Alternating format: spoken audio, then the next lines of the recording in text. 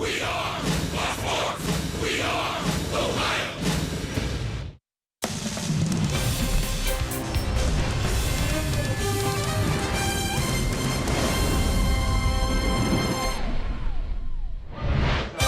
It's the final game in the desert. A little afternoon tilt. Reds will try to salvage something out of this three-game set.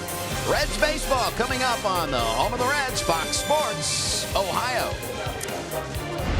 And hi again, everyone. Alongside Chris Welsh and Jeff Pecoro, I'm Jim Day. Welcome again to Reds baseball. You know, Chris, when the Reds signed Eugenio Suarez to a long-term deal, everyone was hoping, especially the Reds brass, that he would continue his ascension as a player.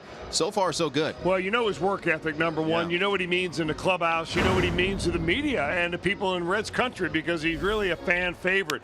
But what he has done is really made him a very special player. Every kid that comes up out of the minor leagues is a good fastball hitter, and he always was. But what he has done lately is figured out how to hit the breaking ball, the good breaking ball, like the one he hit last night, down and away with a little bit of spin on it. He goes down to get that ball because he keeps his head right on the pitch, and boy, is it ever paying off. 28 RBIs here in the month of May, and these are the most RBIs in May as a Red since 2000. He's on the list with some pretty big names. Well, I mean, obviously, I mean, you're on there with Bruce and Griffey and Phillips. I mean, you're getting the job done, and I think the more that he does, the more of it is expected of Eugenio Suarez. So, I mean, and he's willing to take that on his shoulders. I mean, this guy, in my estimation, has like captain of the team potential.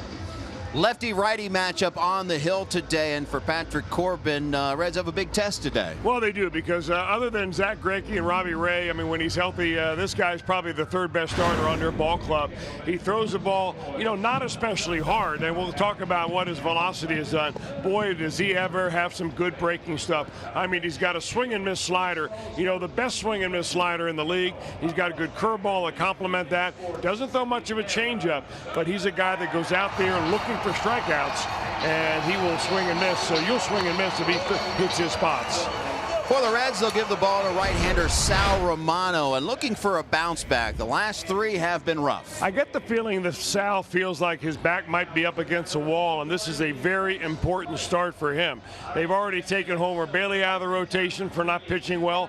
Why not Romano next if he can't step it up a bit? So, you know, when you've got Anthony DeSclafani in the wings ready to come off the disabled list, that ought to give him a little extra motivation here this afternoon. No doubt about it. We wrap up this three-game set. We'll further set the table when we come back. Jeff Pecoro has more from Chase Field. Road Warrior talking Billy Hamilton when we come back.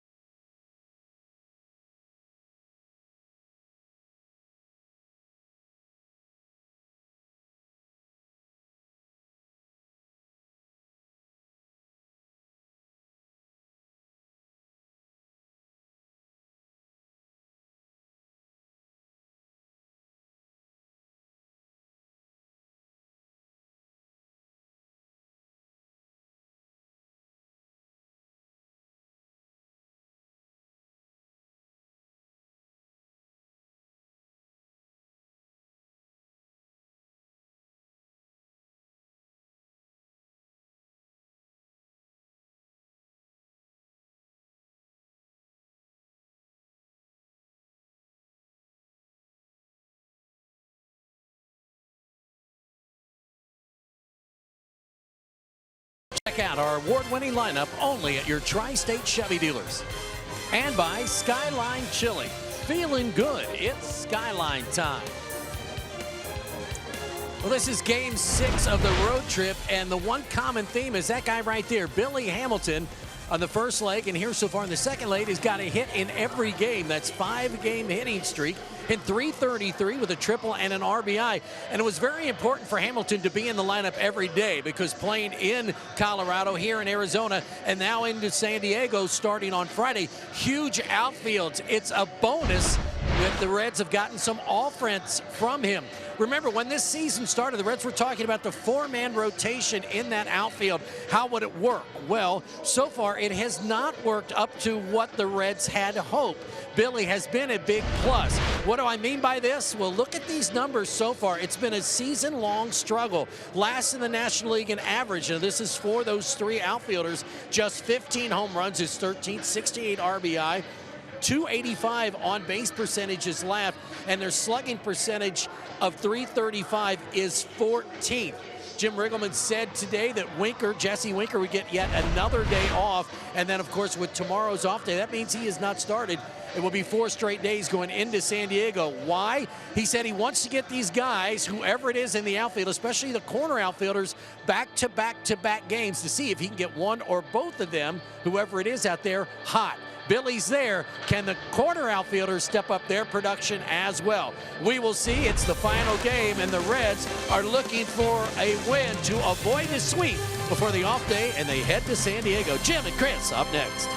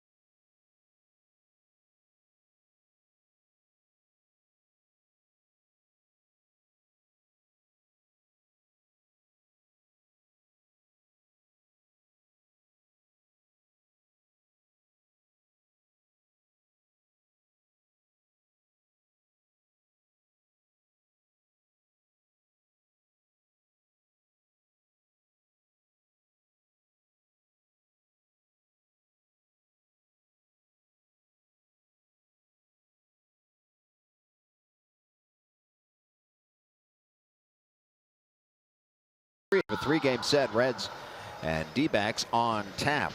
Here's how the Reds will line them up. Second straight day, Alex Blandino will start in the leadoff spot, although playing second base today. Barnhart back in the 2 spot. Votto, Suarez, Duvall 3, 4, and 5.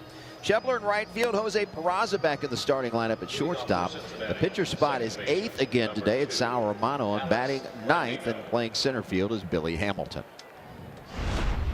Lefty on the mound today, and it's Patrick Corbin with a 5-1 record and a cool 2.47 ERA. Well, he's a guy that's only 28 years old, Corbin is, and he's already in the top 5 in career wins as a Diamondback pitcher. Left-hander, not overpowering, but he's got a nice array of off-speed stuff, and he'll be using that today to keep the Reds off balance and to get some strikeouts.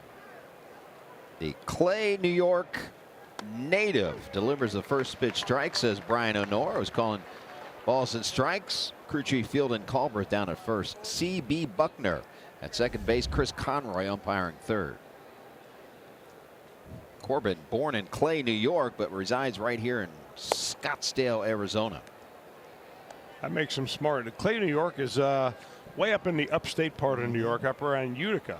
Yep. Where the winters are long and the summers are short. And it's exactly opposite down here in the Valley of the Sun. Completely opposite. Right back to the box, and Corbin will walk it over, out number one. Here's your four defensive lineup for the Diamondbacks. David Peralta in left, Gerard Dyson in center field. Socrates Brito will make a second start of this series. Around the infield, Lamb, Ahmed, Marte, Goldschmidt back in the starting lineup this afternoon, and John Ryan Murphy hanging the signs for Patrick Corbin. Here's Tucker Barnhart again batting second, and this marks the 7th time that Tucker is starting in the 2 spot, and the most recent Reds catcher to start second in the order 7 or more games during a season. You've got to go way back to 1956. Smokey Burgess, who made 8 starts in 1956 batting second, and Burgess in the year prior, 1955, made 59 starts. And before that, you got to go way back to 1930. The last time it had happened. So it has been rare that a Reds catcher hits in the 2 spot multiple times, and this time being the 7th time for Barnhart. First time, though, batting right-handed in this spot. Switch hitter against the lefty Corbin.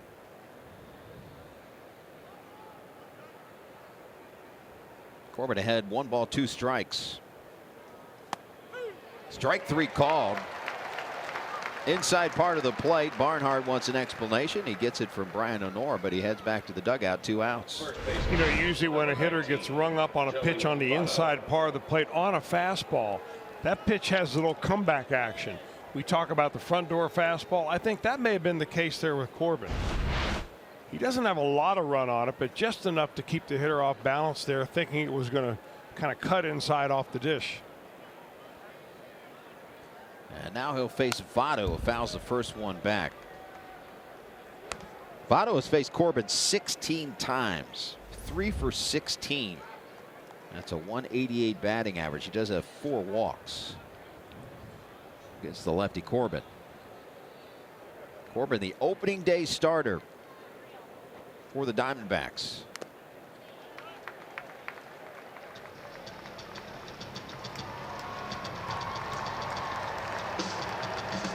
Opponent's hitting just 176, first in the National League, first in an opponent on base percentage, third in strikeouts per 9, and fourth in innings pitched at 69 1/3.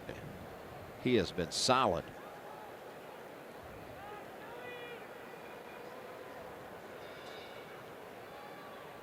And he's in the driver's seat against Votto. No balls and 2 strikes.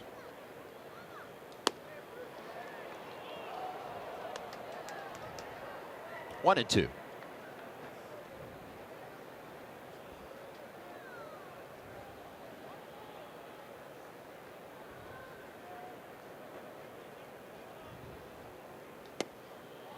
Two balls and 2 strikes. So another Votto at bat where we see him fall behind 0-2, and the next time you look up, it's 2-2 or 3-2. Per usual, choking up a little more with 2 strikes, and there it is. 0-2 to 3-2. Yeah, and it's a good point, Jim, because Corbin is probably following his normal playbook, except that Votto's just a different cat. He doesn't chase the pitches other hitters do. Payoff pitch.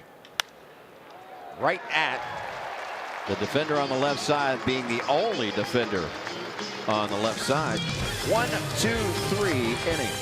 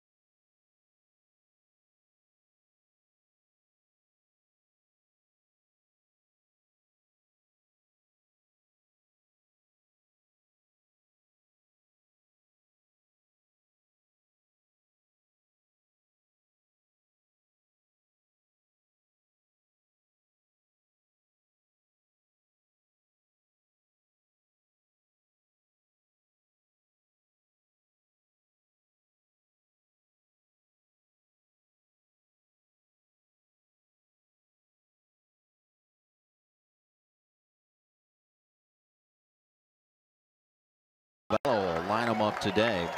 Gerard Dyson will lead off. Paul Goldschmidt, after an off day yesterday, back in the starting lineup and batting second again. Jake Lamb, John Ryan Murphy will do the catching and bat cleanup. David Peralta, Ketel Marte at second base, Socrates Brito in right, Nick Ahmed, shortstop, batting eighth, and Patrick Corbin pitching and batting ninth. Sal Romano, 24 years of age, 12th start of the season, and his 28th major league start. And looking for a rebound. The last three have been a struggle.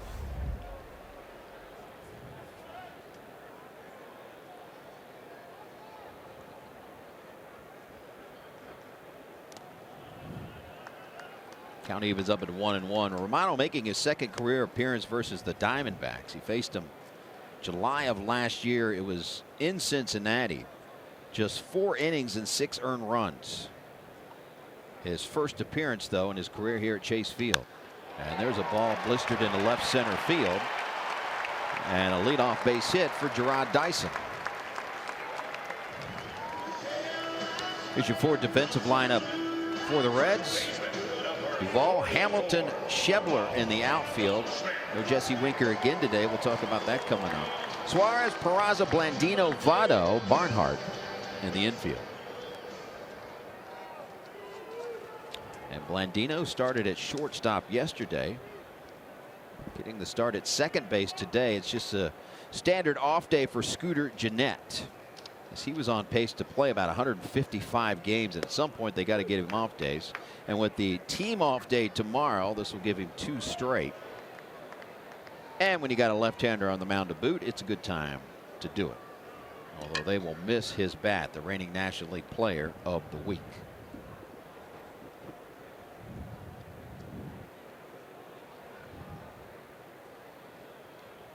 Oh, 1 pitch to Goldschmidt.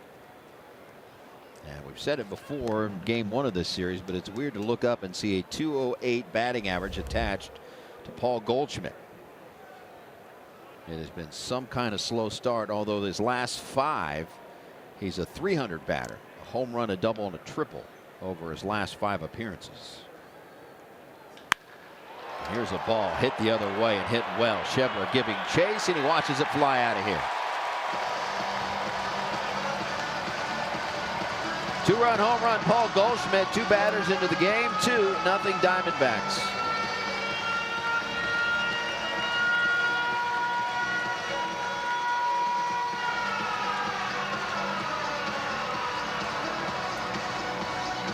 You know, when you have the kind of resume that Paul Goldschmidt has, multiple All-Stars, always in the talk for MVP of the league, and you come in and you see him batting 200, you're thinking, you know what? I don't want to be around when he starts seeing the ball well and hitting it, because somebody's going to pay. And lately, as you said, the last few games have been a lot better. That is a great indication of him coming around, going opposite field for a home run. Oh, you always talk about baseball trending back to the mean. And Paul Goldschmidt has put up some terrific numbers over his career. And 200 batting average, at some point you think it's going to trend back the other way, and he has started that way here over his last 6 appearances, and including a 2-run home run. Jake Lamb at the plate. Lamb a .234 batter, 1 home run, 10 RBIs.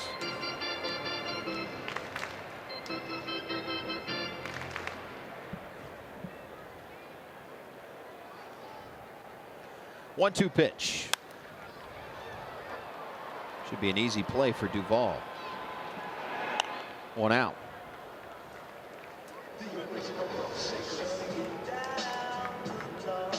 Catcher number 36. And that'll bring up catcher John Ryan Murphy. Started game 1 of this series and back in there today.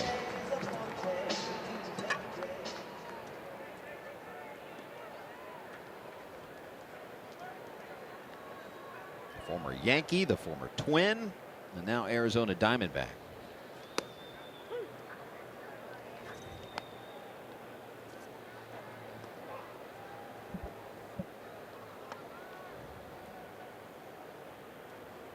His first inning woes for Red starting pitching. It continues here today. Well, a lot of that I think has to do with command and also confidence of your stuff. Sometimes when you're a young pitcher, you come up here and you're really not sure that your stuff is good enough to get these guys out. So you start nibbling around the edge of the plate, and before you know it, you're in a hitter's count, and then they tee off on you. So it's kind of one of those snowballs that gets bigger and bigger until you realize you're up here because of a reason, so you need to attack the hitters. It's a hard hit ball into right center field. That'll find some grass. Billy Hamilton over to cut it off, but not before John Ryan Murphy reaches second base standing. Third hit of the inning. And third sharply hit ball of the inning. I think that's probably more concerning. When you're a pitcher on the mound, you know, balls are going to fall in. You're going to have bloopers. You're going to have seeing eye ground balls. But when you see them level them on you like that, there's a reason why. And it's not your stuff. It's your location. Look where that pitch is. Outer third, waist high. I mean, that's the kind of pitch that you get in batting practice that you're blistering all over the ballpark. So this is where you have to really start commanding the pitches rather than just throwing strikes. This would be a good time to come to the mound if you're a pitching coach, and that is exactly what Danny Darwin has done. And he's got his hand on the pitcher's shoulder. You can imagine what the message is, right? Well, here. the hand on the shoulder is more of a calming down effect. It's kind of a father-son talk right here. You know, the grizzled veteran, and Danny Darwin has been out there many, many times, and he's been through these kind of innings many, many times. You give him one or two little things positive to think about and work on, and you get out of the inning and get your team off the field. David Peralta at the plate. The Reds have now given up 50 runs in the first inning. That is most of any inning of games. So they have had to play from behind a ton. And that'll wear an offense out.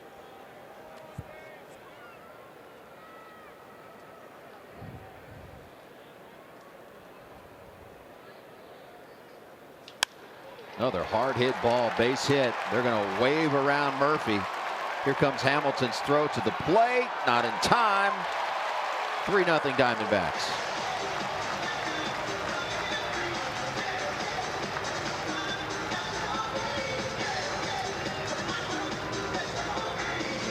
Now the Diamondbacks have got their hitting shoes on here today. This ball hit sharply, 2 hops through the infield right there. But this is a throw that needs to be cut as soon as it starts going offline, because you're not going to get the runner at the plate. Now you've lost a chance for a double play ball because the runner's moved up to second base. I think Billy Hamilton just threw that ball a little bit too high to be cut. Yeah, there's no cutting that. Only one could catch that ball was Barnhart. And as you said, Peralta moves up to second base. So RBI single to second on the throw, and still only 1 out. And Ketel Marte at the plate. You know, and we've talked a little bit about Romano before in these same terms. I guess it's worth saying again because I'm seeing exactly what the hitters are seeing right now, which is a fastball that's fairly straight, right over the top, exactly the same speed every time. So there's no adjustment the hitter has to make except from breaking pitch to fastball. That's a nice breaking pitch right there, and he'll get an easy out. Peralta will move up to third, but 2 outs in the inning. I always like the idea of a pitcher getting to the point where he's confident enough to throw a ball at, say, 85 to 90% effort, and then throw one at 92% effort. And then when he needs it later in the at-bat, that's when you really bust out your best fastball. But probably during a course of a game, if you throw 100 pitches, you're only going to throw the ball as hard as you can, maybe 8 to 10 times. Everything else is controlled on the edges with a little bit of movement. Could not agree with you more. Socrates Brito is the 2-out batter. So we talked about coming into the series how Arizona was just struggling mightily offensively. They were coming off of a 9-game road trip in which they went 1-8. They scored 18 runs total in 9 games. This series so far in 2+ games, they've scored 20 runs.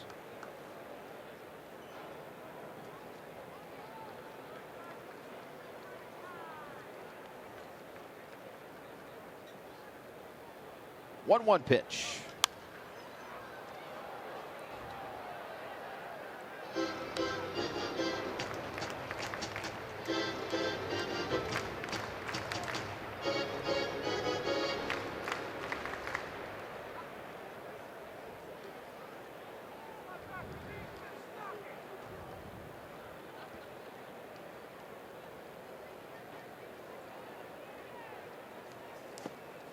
Barnhart blocks it, perhaps saves a run.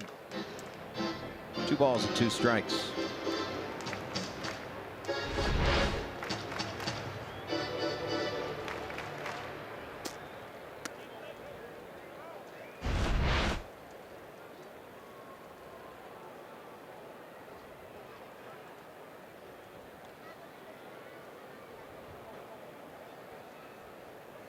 Two pitch. Hit well, left field, but Duvall has room. 3 outs, but 3 runs come plateward and a 3-0 Arizona lead.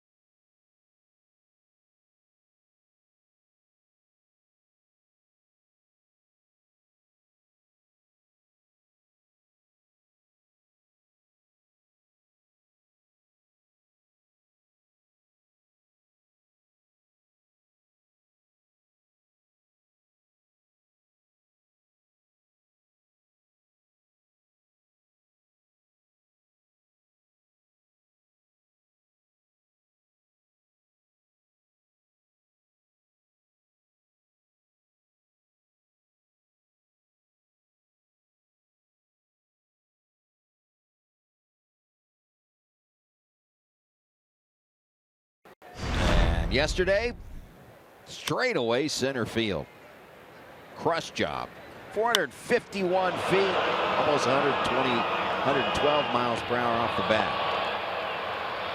That exit velocity for Suarez was his personal high of his career ever since they started keeping those numbers via StatCast. Very impressive. He has just turned into a very impressive hitter because there's just no one way to get him out anymore. You know, young guy comes up and pretty soon you can just start flipping up breaking balls and you're eventually going to take something away from him. But Suarez has figured out how to hit the off-speed stuff. He's still got a quick bat.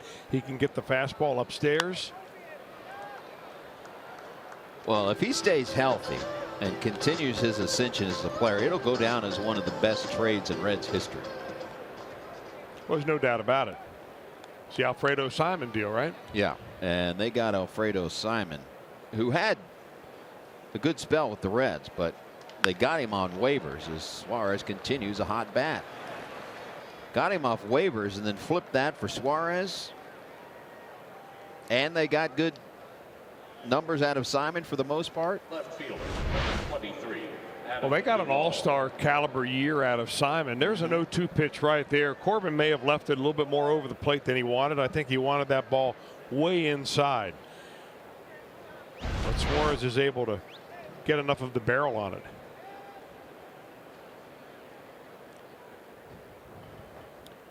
Here's Adam Duvall. 2 for 6 in the series, but 0 for 4 here last night.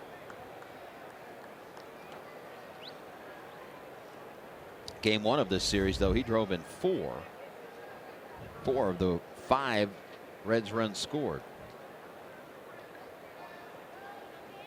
And once again, they'll shift on him to his pull side. Goldschmidt holding on Suarez. He has the entire right side of the infield should he want it. Or should he attain it, I should say. Easier said than done.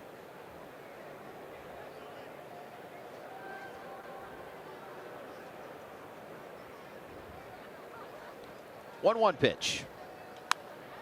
And breaking ball, he waited back on, got a piece of it, but he's behind in the count 1-2.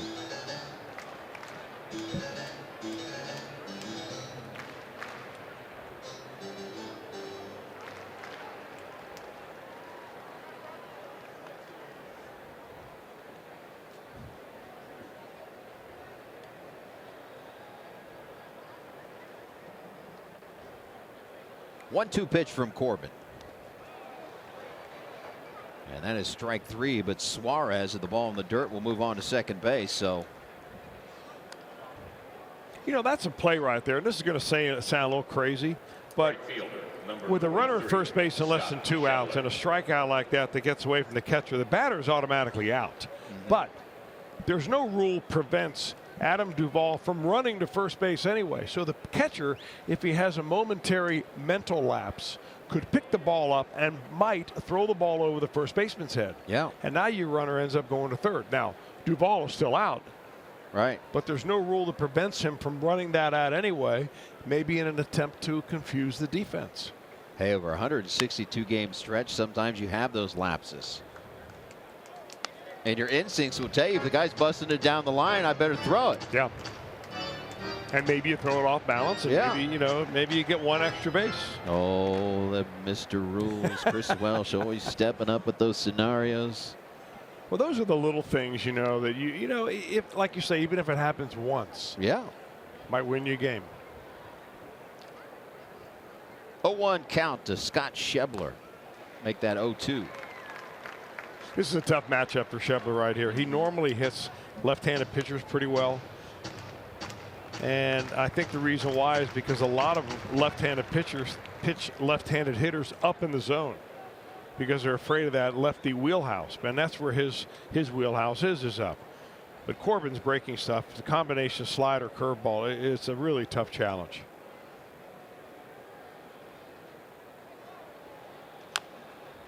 Schebler gets a piece to stay alive. Scott seeking his first hit in this series, but he's reached the tough way. Hit by pitches in back-to-back games in nearly the same spot. And we were wondering how he'd feel after the game and how he'd feel today, and obviously okay to go. Right on the knee.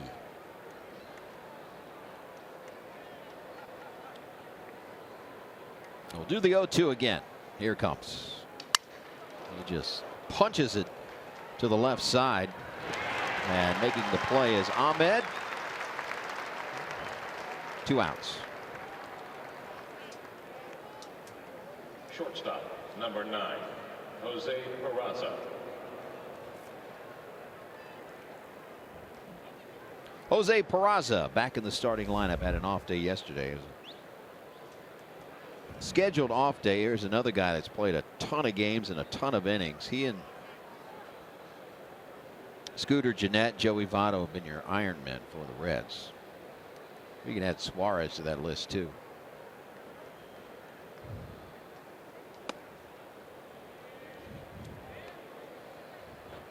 Peraza, 252 hitter, 2 home runs, 12 RBIs. 3 for 9 in his career off of Corbin.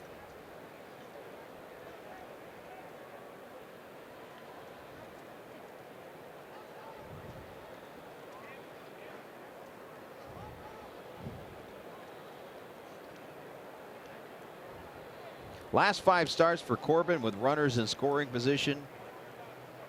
Coming in, 0.95 batting average for opponents. 2 for 21. Actually make that 2 for 22 now with the Schebler out.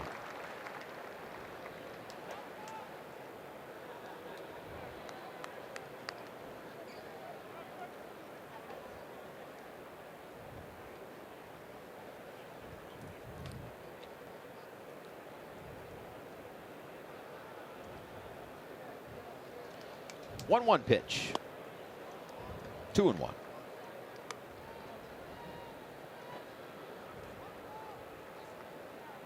So with the pitcher spot on deck, we would like to see an aggressive at bat here by Peraza. The runner in scoring position.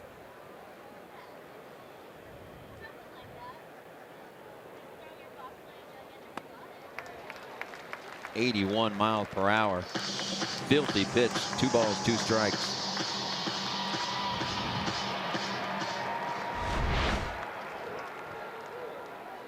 Good luck hitting that. Well, the problem is there's no real hump in that breaking ball. He's got a high arm angle, and it comes out of your hand looking like it's going to be a strike. 2-2. 3 defenders converging, and it'll be the right fielder Brito making the play. Reds strand a runner. 3-0 D-backs.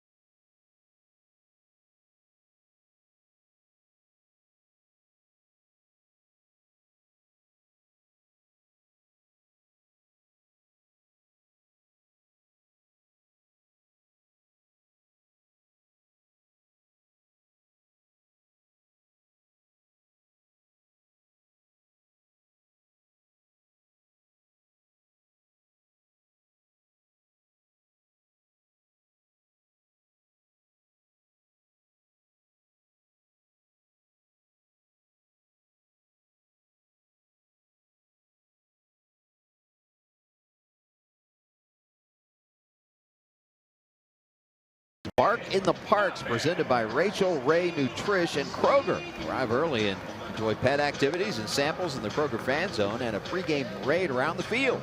Purchase your Bark in the Park package today at reds.com/dog. And those have been mighty popular.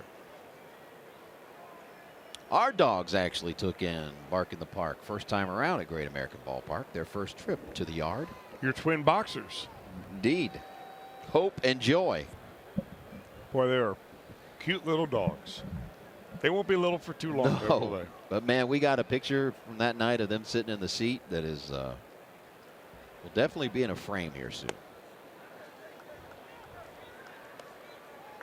Romano will face 8, 9, and 1 in the order after 7 men went to the plate against him in the first inning in a 3 spot put on him by the Diamondbacks.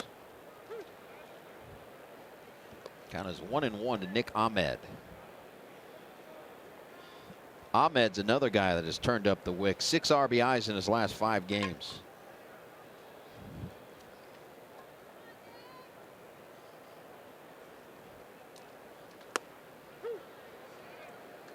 Ahmed from East Longmeadow, Massachusetts.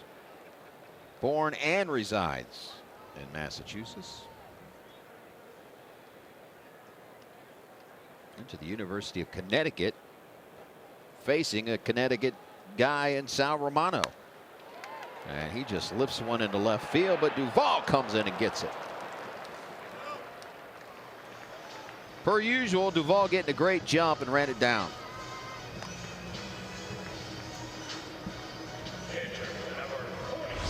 Well, he's a very good outfielder. You know, corner outfielders and their defense is probably the most overlooked part of their game. I don't know if a right fielder has a great arm, of course, you always make a little note of that. But, you know, rarely do you see as athletic a left fielder as Duvall. That's a spot where you put somebody who can pound the baseball, and the Reds are hoping that Duvall will start doing that real soon. Well, that's one of the things that Jim Riggleman talked about before the game, and he was talking about the four-man outfield rotation that the Reds have employed, and the fact that it just simply hasn't worked. And he's wanting to run Duvall and Schebler out there for multiple games. Hamilton's going to play in a big outfield like on this trip, so you can add that to the mix. But Jesse Winker, as you see right there, has been the odd man out. And it has not been off days for Winker. It has simply been them choosing to play Duvall and Schebler over Winker. And Jim Riggleman, one of the things that he talked about was the defense of Duvall and Schebler being better than Winker. Now, there will be many out there that will say, well, what about Winker's on base percentage? Valid point. Base hit up the middle. 2 for 2 is Gerard Dyson. But Riggleman also pointed out we're talking about two guys in Duvall and Schebler that both hit 30 home runs last year. And you're hoping they trend back to the mean. And they're trying to get them going. So right now, Winker is the odd man out. We'll see how it plays out. Yeah, that's where a resume plays a large part in the manager's decision. Yep. And it has been a struggle for the outfield. I mean, the numbers don't lie. Now, we talked about it last night. You had your outfielders hitting 6th, 7th, and 9th in the order. That is atypical. Today, 5th, 6th, and 9th, with Scooter Gennett getting the day off.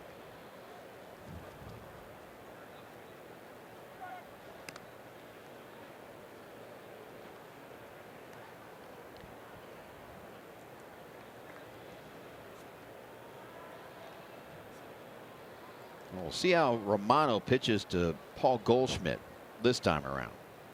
Last time you just tip your cap when you go opposite field yard. Well, I think the book on Romano is that he likes to pitch to the first base side of home plate, and he likes to keep the ball down, and that happens to feed right into the strength of Paul Goldschmidt. Likes to get his arms out there, and he's a good low ball hitter.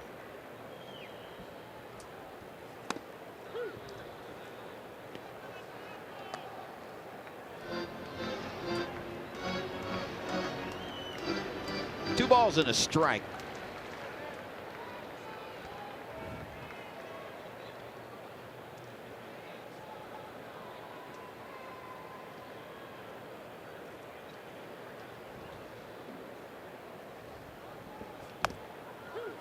Goldschmidt, a two-time National League MVP runner-up.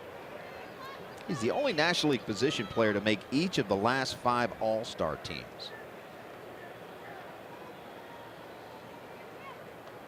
He has been a tremendous player. Not only with the bat, but with the glove as well. There goes the runner from first. A swing and a foul tip into the mid of Tucker Barnhart. D-backs strand a runner, but on to a 3-run lead.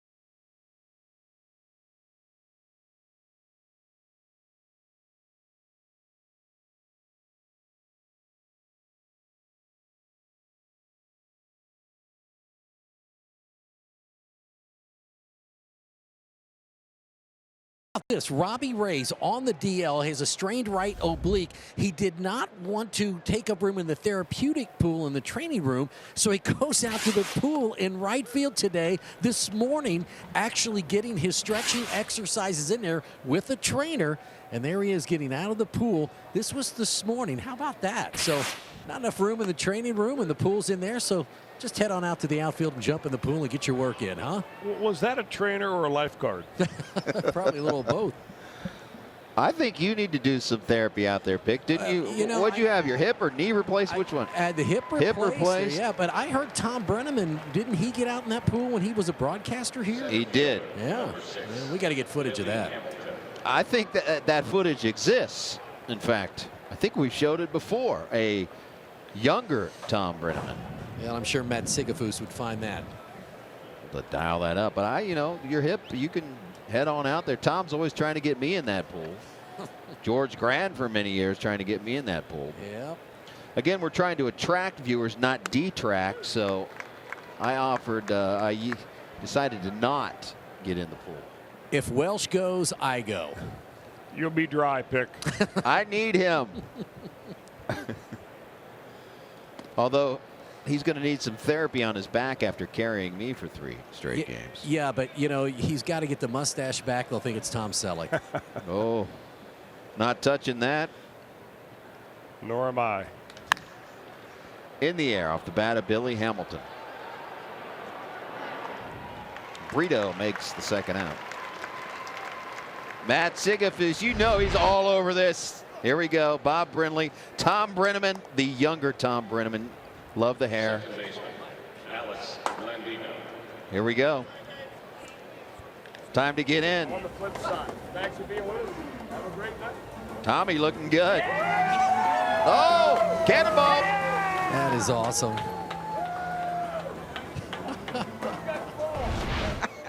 And there's Bob Brinley right next to us. Still broadcasting the D-back games. I mean, other than being an Olympic class swimmer like we just saw for Brenly, I mean, he has done just about anything you ever wanted to do in this game. I mean, maybe short of being an official scout, but he was a player. He was a catcher that really controlled the game very well. Became a broadcaster, national broadcaster, then came into the Diamondbacks booth and ended up being their manager and took them to the World Series. Yep. And back in the booth. I was always surprised that he never got another shot managing after winning the 2001 World Championship. I think he's kind of happy right where he is, to be honest with you, although he probably at one time would have liked to at least interviewed a couple of times to certain jobs. I mean, when you've been a World Series winning manager, you can kind of pick and choose what situation you're stepping into. So do you want to take a club that is rebuilding and they're 3 or 4 years away from winning it all? Maybe not. Not after you've won a world championship. Have had the caliber of players like Kurt Schilling and here we go. Randy Johnson, Luis Gonzalez. Those guys. But it's I'm sure it's very intriguing for him.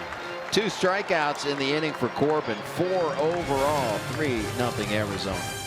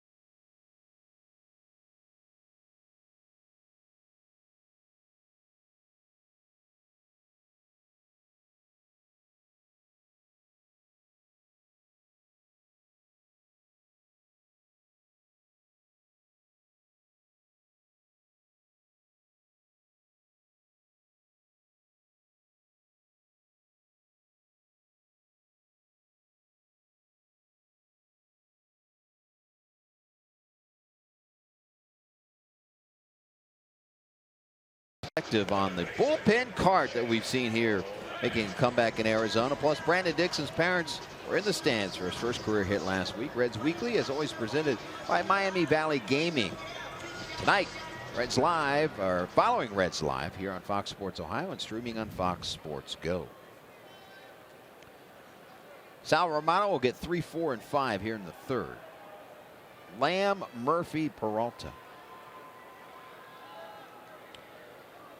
Jake Lamb flied out to left his first time up. The Seattle kid.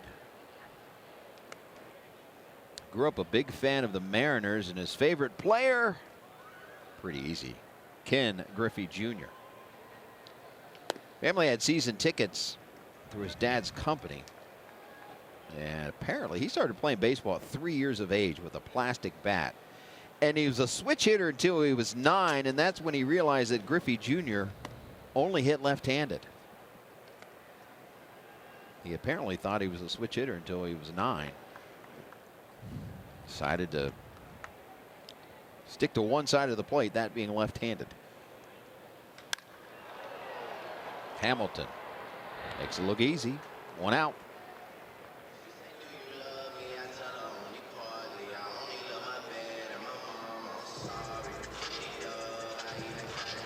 And that'll bring up John Ryan Murphy.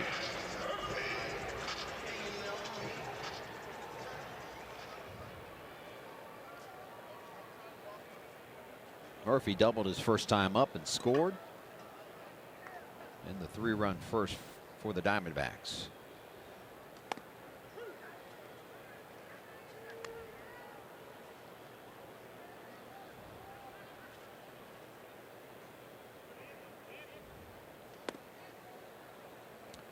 Romano now 11 of his 13 first pitches have been strikes. So if you're looking for positives, that's one.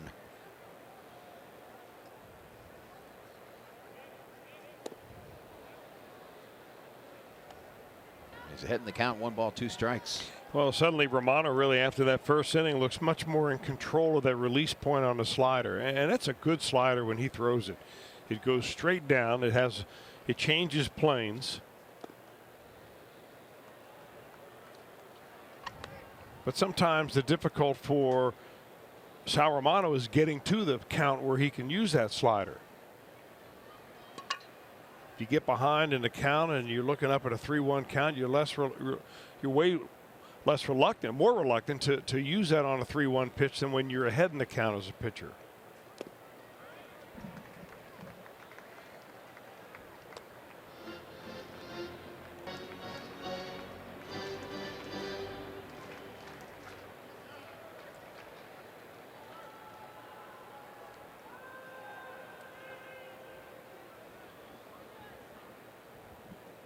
Payoff pitch fouled straight back.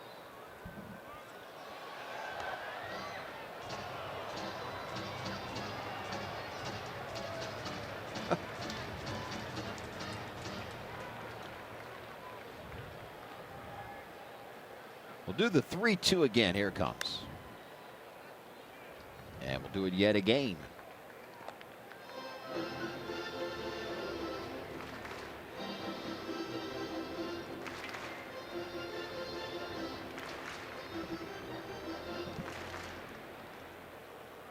Eighth pitch of the at-bat, and we'll do 9.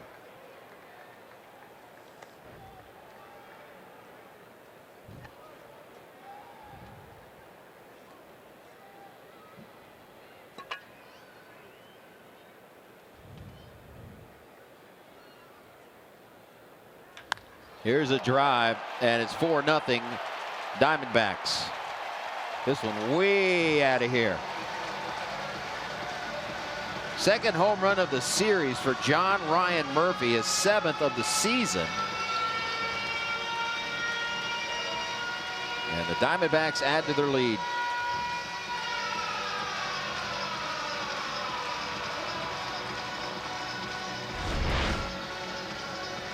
Boy, does he hit this one a long way. This happens to a hanging slider. Romano knows it immediately as it leaves his hand. I mean, you couldn't center cut that anymore if you put it on a tee. 90 miles an hour, perfect hitting speed, kind of rolling up there like the old cement mixer. 425 feet, 108 miles per hour off the bat.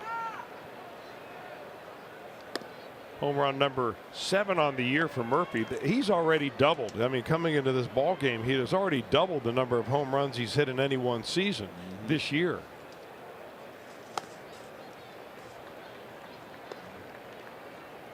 You know, I guess he continues a trend for so many players around baseball where you're kind of accepting more strikeouts, a lower batting average, but you're making it up in the long ball. A drive to center field, but Hamilton will have room. 2 outs.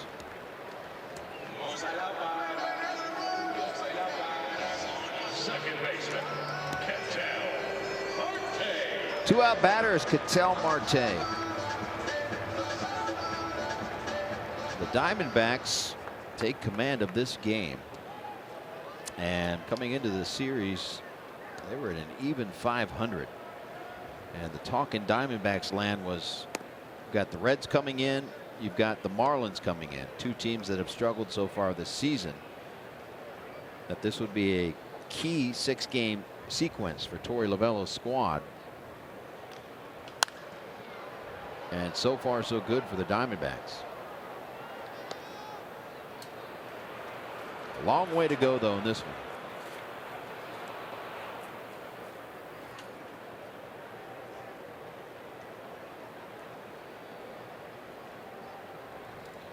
One pitch.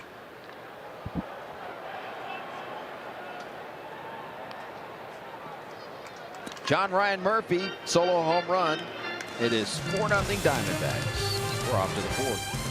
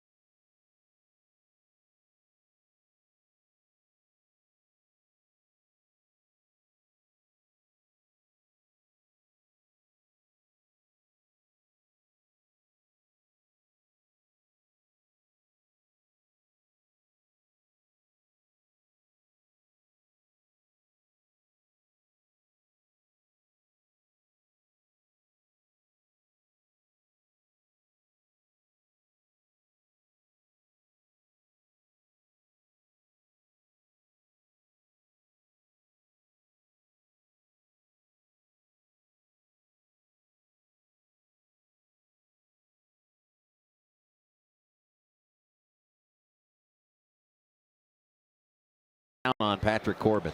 Corbin started the year. I mean, he's after all having a great year. He's 5-1 on the year, but he started the year, if you want to look inside the numbers, his average fastball March and April 92. That dropped down by 3 miles an hour here in May, and they began to worry a little bit about Corbin.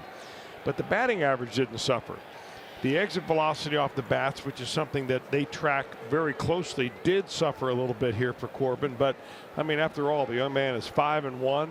He has flirted with 2 no-hitters here early in the year, and today the drop-off in velocity is not evident. He is back up to 91 miles an hour. First pitch swinging, Tucker Barnhart, and a base hit center field.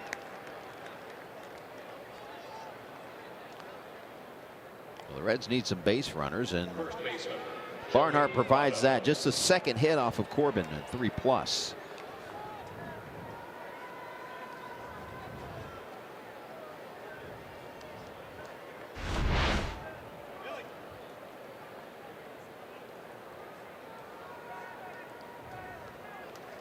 You know, with a 4-run lead, I think that it's probably pretty safe to say that most hitters are going to get a first pitch get ahead fastball from Corbin. But when he gets ahead, he's trying for a strikeout. First pitch to Votto. He shoots it the other way, base hit. Back-to-back base hits for the Reds. 2 on, nobody out.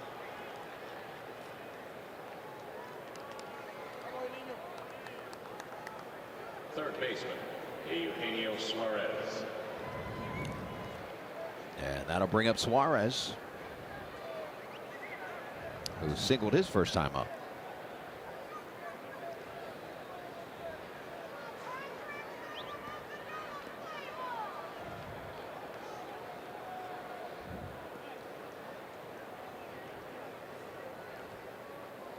Season average sitting at 299 for Suarez. Well, he's going so well right now. He could easily make this a 1-run ball game. Breaking ball at 73, in for a strike. Suarez came in tied with Baez for the National League lead in RBIs, 42.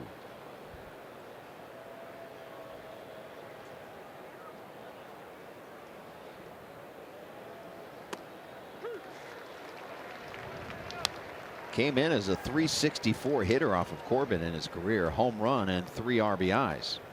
He bettered that average in inning number 2 with that single.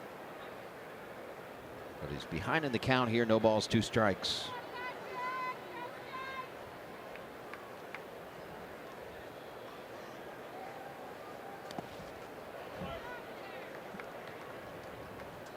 Our IGS bringing the energy. Most RBIs by a duo in a month since 2000. Suarez and Jeanette with 52 of them. Trailing only Griffey and Dunn and Casey and Ochoa. How about that in 2000? The Mayor.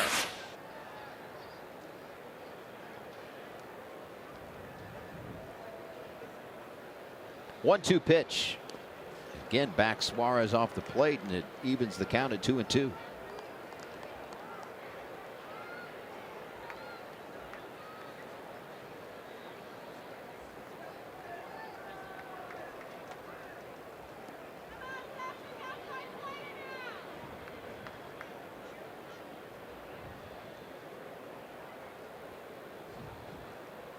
First and second, nobody out.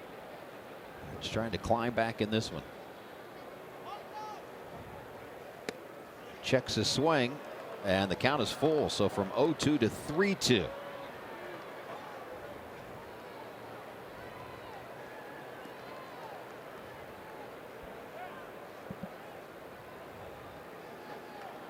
See what Corbin will serve up here.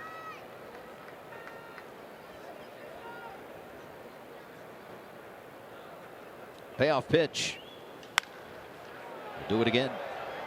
You know, timing is so important for a hitter, but even more so when you're a hitter that has a leg lift like Eugenio Suarez. If you watch his left leg, I mean, he's got one of these pump action strides where he gets his leg up and he's got to get it down right on time. That's where he develops such tremendous power. But he can also be off stride a little bit if he doesn't get that foot down at just the right moment. He likes to land his foot when the pitcher lands his foot. He walked him. Base is juiced and nobody out. First walk surrendered by Corbin. And it comes at a good time for the Reds. And that'll bring out the pitching coach, Mike Butcher. Well, now you're going to have to rely on the guys in the order here that have struggled a little bit to come through for the Reds, because Barnhart has been good.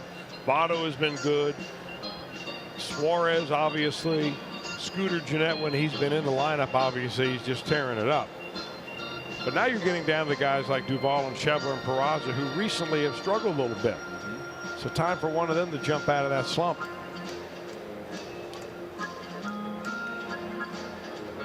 Brian O'Nora will break up the meeting. The entire infield converged for this little chat.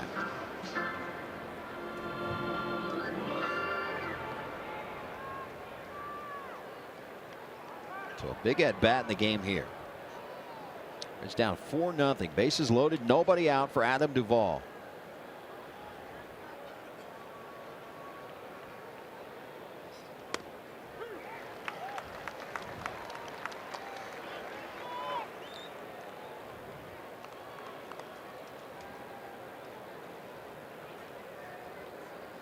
Average isn't there, but he does have 9 home runs on the season, does Duvall.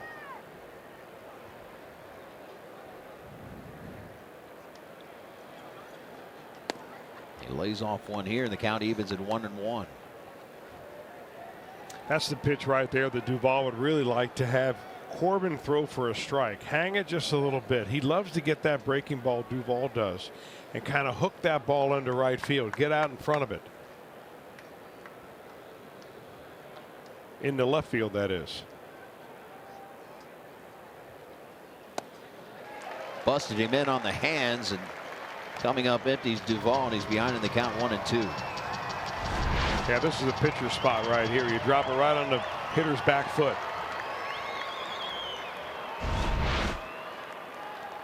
The ball started off on the hands, but man, does he have some action on that pitch. Schebler on deck.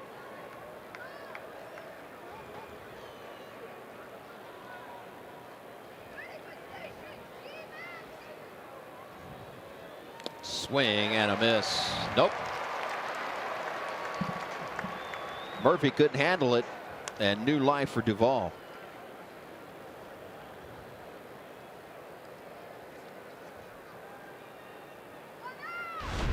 Another good breaking ball.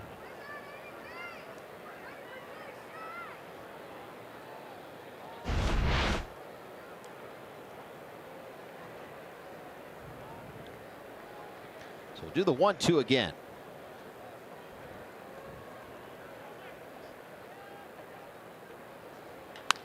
Long drive, left center field. Did he? He did. Grand slam home run out of Duvall, and we are tied at 4.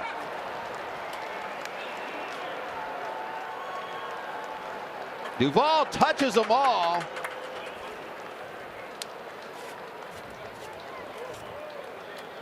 That is the 3rd grand slam of the season for the Reds, and it comes at a great time. Boy, how key was the dropped foul ball strike the pitch before. Adam Duvall finally gets what he was looking for in that at bat from Patrick Corbin. A little bit of a hanger, and he got that ball right out in front and drove it a long way. Those are all the breaking balls we saw right there until he got one actually down, but over the center of the plate. And that's the kind of pitch that Duvall just punished last year, and he got a whole bunch of it this year. Boy, that woke up everybody in that Reds dugout. That'll wake you up. Home run number 10. 32 RBIs now for Duvall.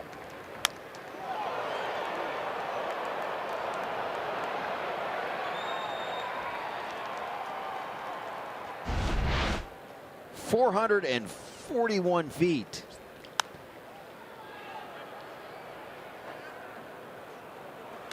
I'm really wondering in that at bat. I mean, Corbin went to the well time after time after time with the same pitch to a pretty good hitter in Adam Duvall. I mean, don't you think that eventually that he is going to get conditioned to your release point, the spin of the pitch, the speed of the pitch, everything? And even though that pitch was down and out, down below the strike zone, Duvall had seen so many of them that he felt good swinging at it.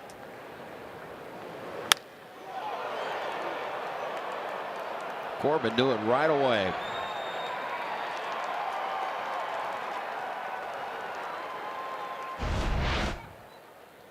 I mean, he had a 1-2 count, so he had another opportunity to waste one, you know, go eye high with a fastball, something like that.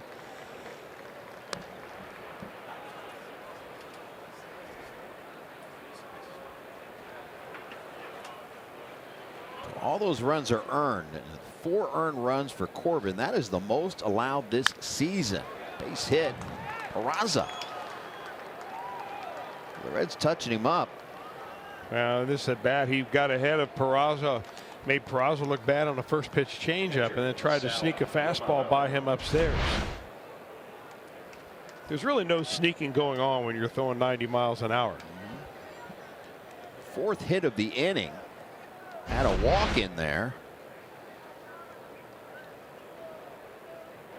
20 pitches so far this inning for Corbin, and with one out, they'll send Sal Romano to the plate.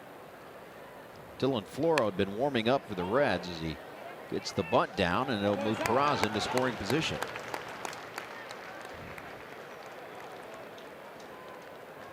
Good job by Romano to help himself. I mean, he's got to feel like he's got new life out here now. Now, this is what you dream for if you're a pitcher that gives up a 3-spot in the first inning. A little add-on in the third, and you're down by 4, and you're thinking everybody's dejected. It's going to be a bad plane ride. You know, you're going to get swept, and next thing you know, somebody pumps a grand slam, and you're back knotted at 1, or knotted at 4-4.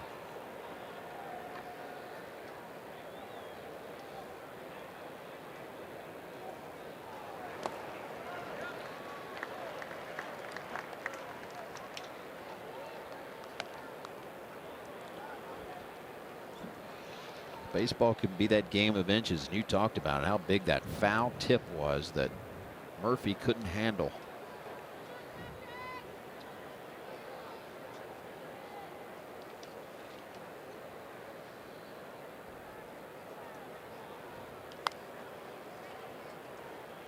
Billy behind in the count, no balls and 2 strikes. Hamilton looking for a 2-out knock here. Billy riding a 5-game hitting streak. Had 2 hits here last night, and both of them line drives to center field.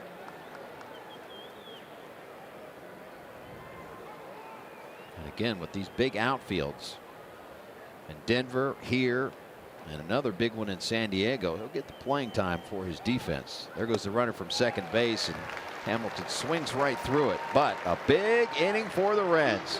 Grand Salame out of Duval. It's a brand new ball game.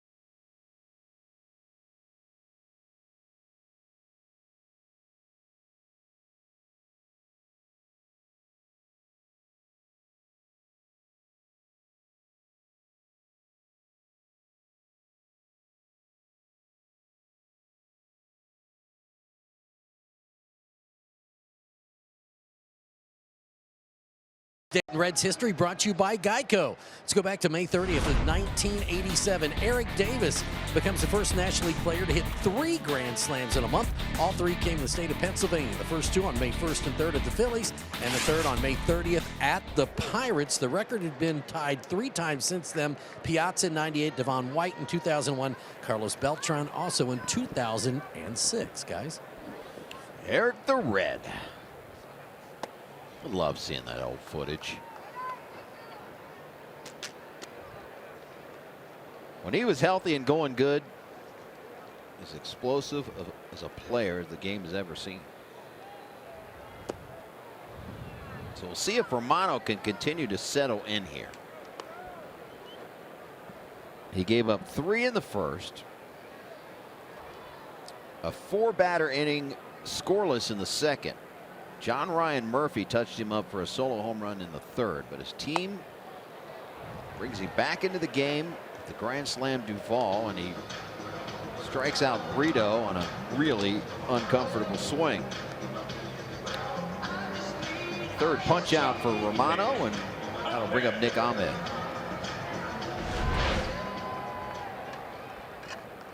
Now it's a curveball or a slider. I think he's got a couple of different kinds of breaking balls. Romano does. He's got a slower one and a harder one, and that one had a lot of spin on it.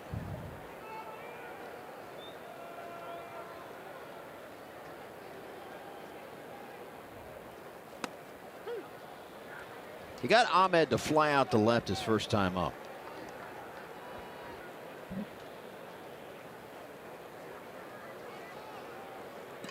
Season average sitting at 206 for Ahmed.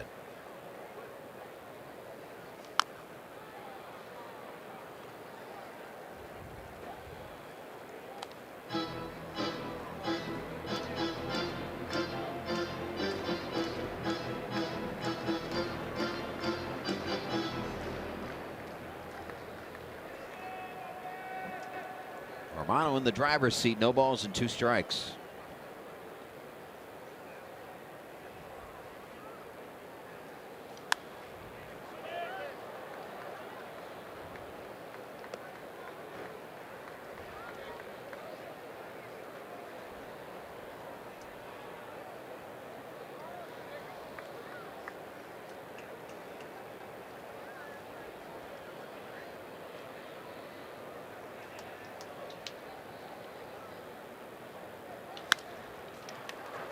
Long throw for Peraza.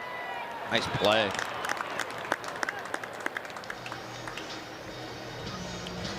Watch every out-of-market regular season game live at home, in the office, or on the go with MLB.tv. Your subscription includes MLB At Bat Premium, allowing you to watch live baseball on your favorite supported devices. Blackout and other restrictions apply. Visit MLB.tv for details. 2 outs, pitcher v. pitcher here. Corbin bats him as he throws him. Corbin struck out swinging his first time up, but his season average sitting at 250. 5 for 20 as a hitter, and he's got 2 RBIs this season.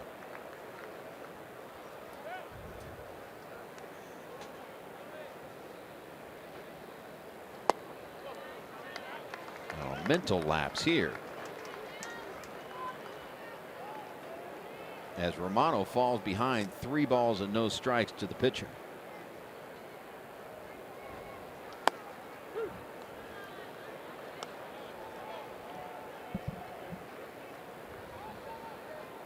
Well, you got one guy on the mound happy to be in a tie game, the other guy thinking, how did this game get tied? The ball can't get to it. He does cut it off. And it's a base hit for the pitcher, Corbin.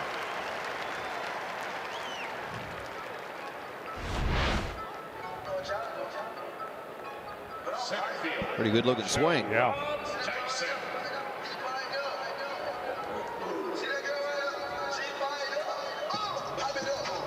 Here's another trip to the mound as Barnhart.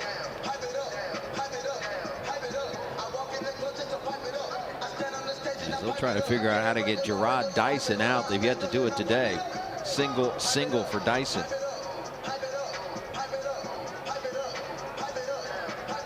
The D-backs 1 through 4 hitters have been doing some damage yesterday and today. 450 average, 9 for 23 home runs. The 1 through 4 hitters have scored 9 runs and driven in 7. And Gerard Dyson 1 for 2 here today, and he scored a run.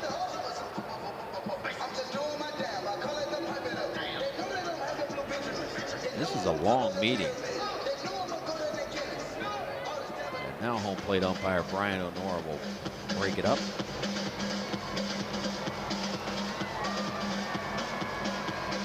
Well, I think that all of a sudden Jim Riggleman is managing this game a little differently when you're tied 4-4 than when you're down 4-0 early on. I mean, when you're down 4-0, you're looking for some innings out of your starter. Now you're beginning to think about how you're going to use your bullpen. You have a day off tomorrow in San Diego, so anybody is available. And there's Wandy Peralta getting it loose.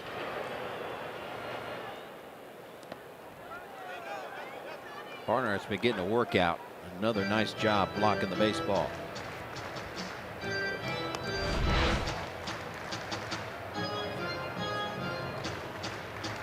Textbook nearly every time.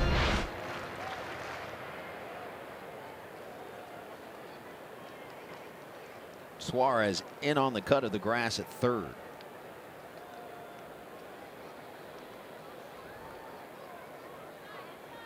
With a speedy Dyson.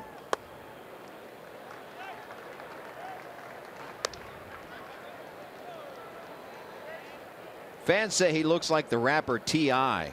I know that's right in your wheelhouse, Chris Welsh.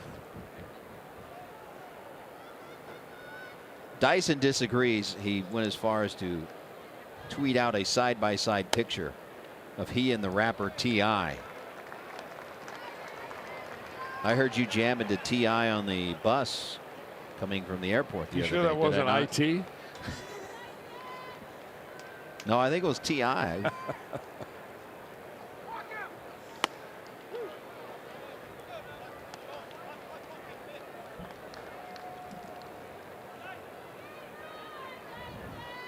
A 50th round draft pick, Gerard Dyson, making it to the bigs the long way around. And here he serves one into left field, but right at Adam Duvall. Scoreless inning for Romano in a 4-4 game.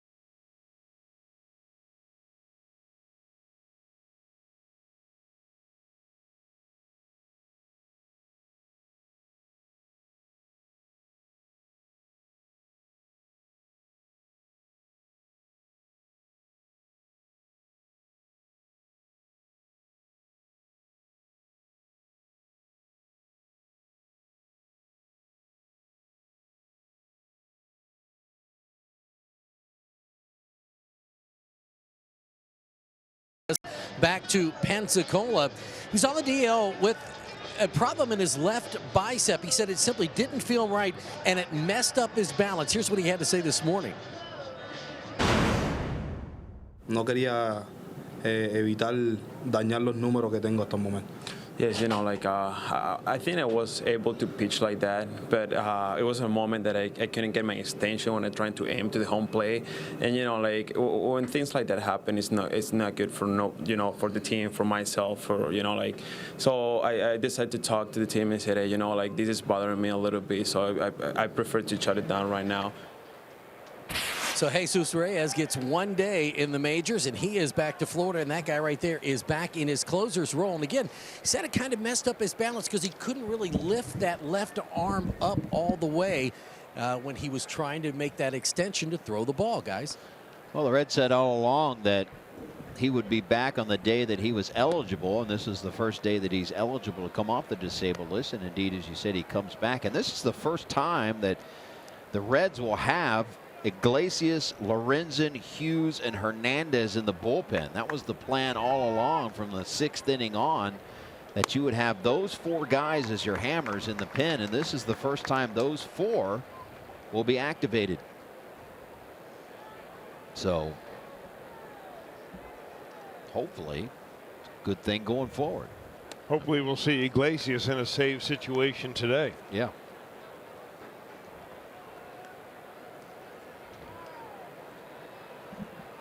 Two balls and a strike to Alex Blandino. 0 for 2 so far today. Struck out swinging his last time up. Long run for Brito, and he almost overran it. As we go back to Cincinnati and Brian Giesenslaw for an update. Catcher, Tucker Barnhart.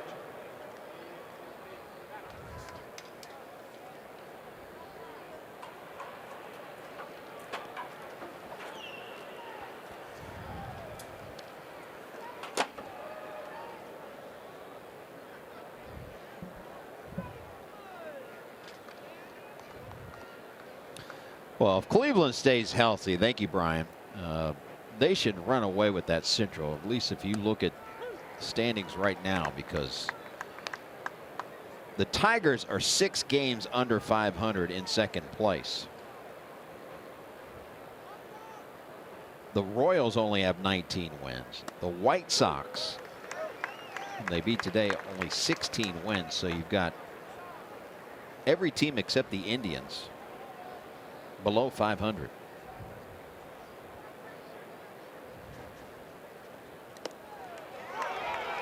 Tucker didn't realize the ball got away, and he's going to reach.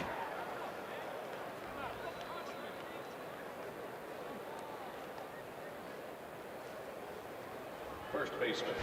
Take him out, you can get him.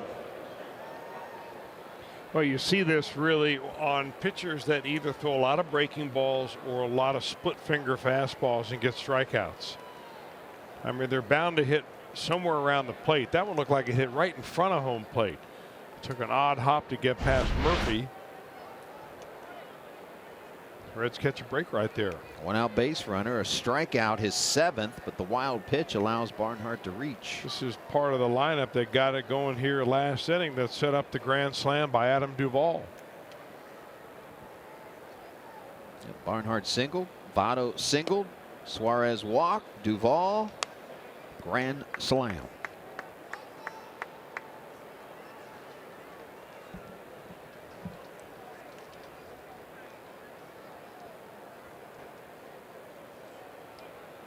One out to Votto. Breaking ball at 82. Just clips the outside corner. I'll tell you, that ball, when it came out of Corbin's hand, looks like it's going to hit Votto in the belt buckle, and it ends up just off the outside corner. I mean, look at the little hitch there that Votto gives you right as he sees it. And another one. That's what's so hard about hitting a ball the other way. If you're lefty on lefty and you're facing a guy like Corbin, is that you see that breaking ball coming in there. It looks like it's going to be on the inner part of the plate. So you start moving your hips open a little bit, only to see the ball go away, and it goes away from the barrel.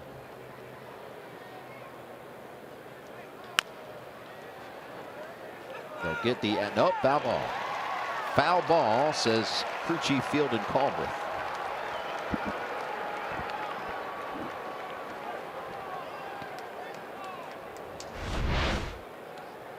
Reds catch a break. This is a double play ball.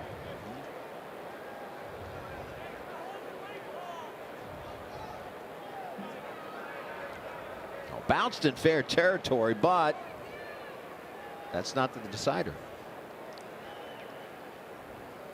It's where it was fielded by the fielder. Yep. Not where the fielder's feet are, but where the ball is.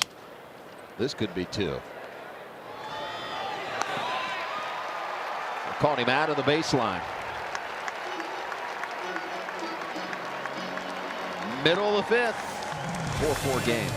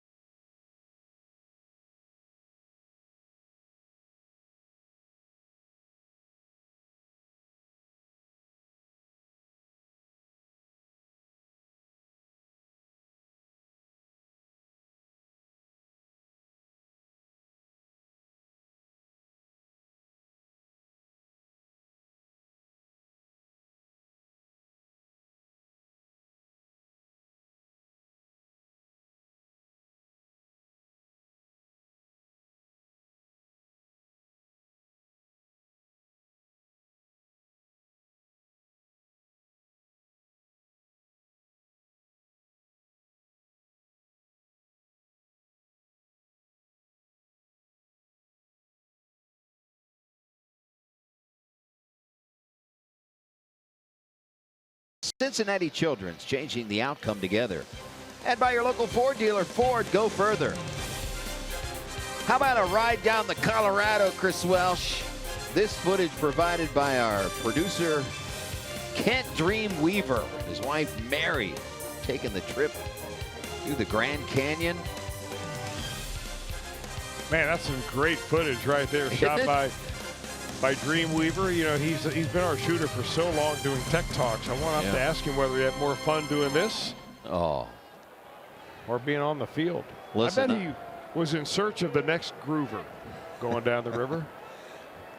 Tech Talks are now legendary and certainly high on his list, but I have to think that trumps Tech Talk, my friend. Well, that looked really like a good way to do it. I think they spent about a week out there on Colorado. Said it was perhaps the greatest trip he's been on. But you're roughing it out there. There's no luxuries of home. In on the hands of Goldschmidt, and running it down as Blandino.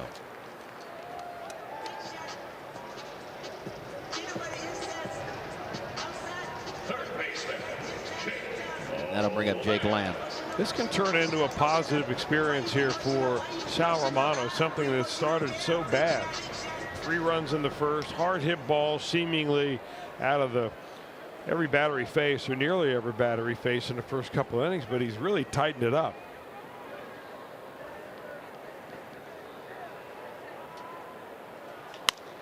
First pitch swinging is Lamb, and Romano will take that. That one goes 4-3. The shift. As part of the Ohio Lottery postgame concert series, chart-topping country singer Jake Owen will be at Great American Ballpark. A live concert on the field Saturday, August 11th. Everyone with a ticket to the Reds game will have a chance to enjoy one of country music's hottest acts. Purchase your tickets now at Reds.com. And here's John Ryan Murphy. Just need to figure out how to get him out. Doubled his first time up, homer last time. He has hit 2 home runs in this series, and both on full counts.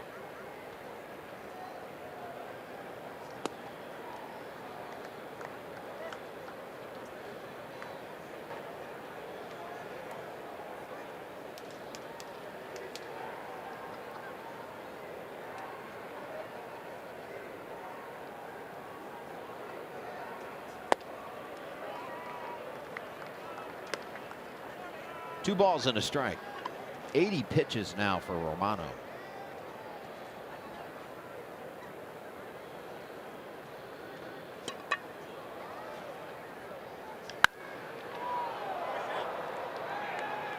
Who wants it?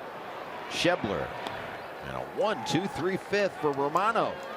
4-4 game, 7-pitch inning.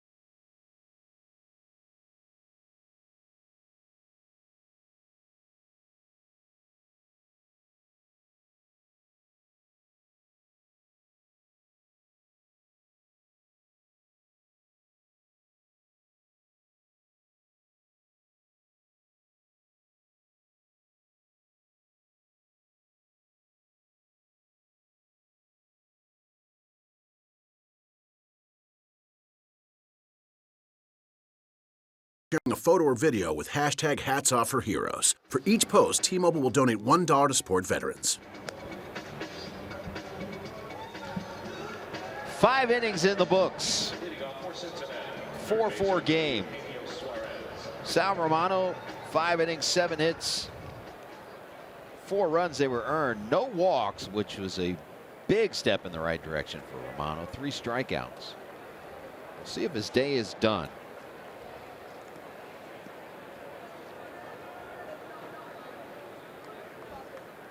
If it is, he didn't look too happy about it.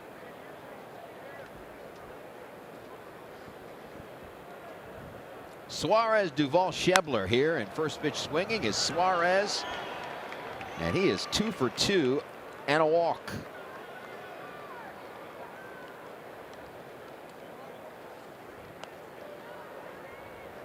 So that should bring the batting average up to 300. I mean, having an all-star caliber season to Suarez, I mean, you obviously have to throw Jeanette into that conversation, having won the Player of the Week 2 times already this season, this month actually. But Suarez, remember, lost 16 games to the injury when he had a fractured thumb after being hit by a pitch. And when you're spraying the ball the other way, you're seeing it well. Speaking of seeing it well, Duvall, biggest swing of the game.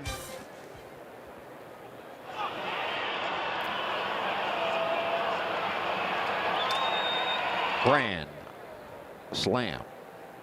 441 feet worth. Raced a 4-0 deficit just like that. And the second 4 RBI game in this series.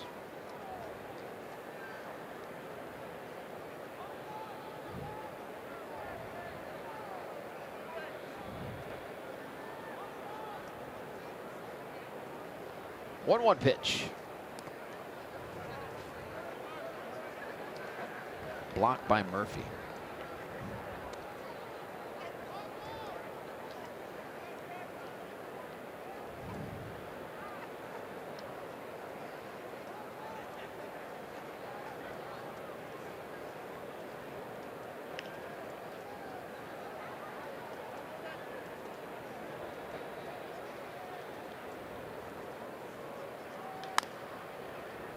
Count evens at 2-2.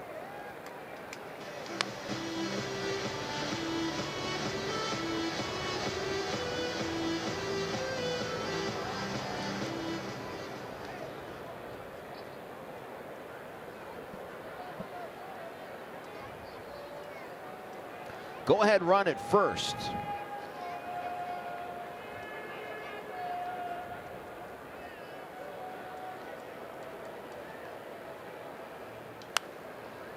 Count holds at 2-2.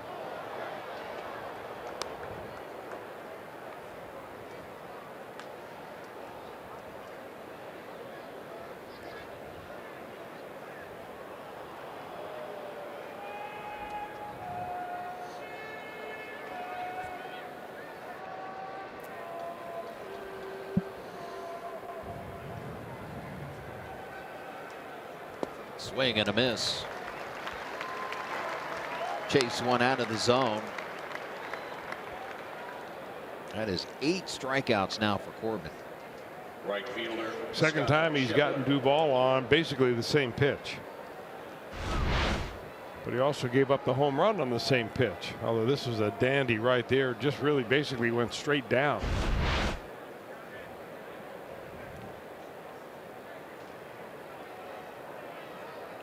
Shebler seeking his first hit of the afternoon.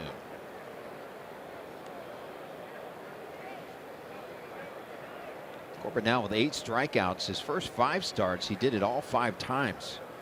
8 or more. Last 7 starts, including today, just 2 times.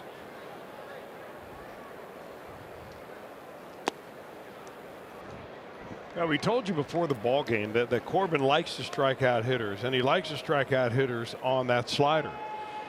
He's got one of the highest, if not the highest, swing and miss rate on sliders in the game of baseball right now. That is up around 50%, 48%. He throws the breaking ball 48 or so percent of the time. That ball. Scott Schebler. That ball is way out of here. And the Reds take the lead. 2-run home run, Scott Schebler, as he touches them all, and it's 6-4 Reds.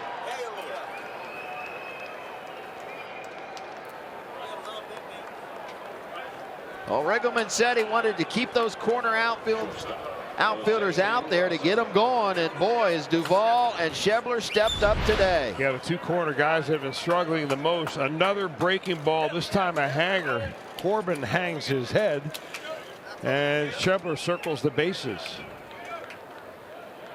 I mean, that ball is pounded.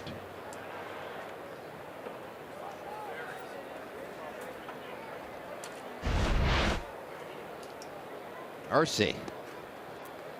So the Reds come off the mat trailing 4-0, tied up with the grand slam Duvall 2-run shot. Schebler.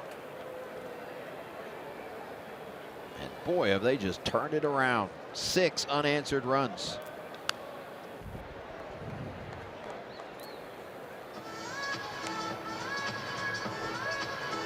Schebler home run number 6. And the RBI total now at 20.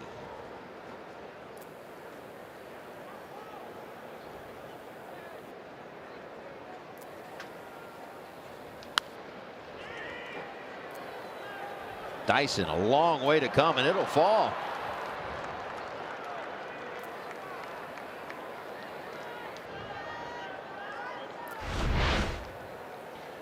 Well, after a solid base hit up the middle last time, he goes up the middle again, this time with a little 64-degree sand wedge. And drops it right in there, complete with backspin.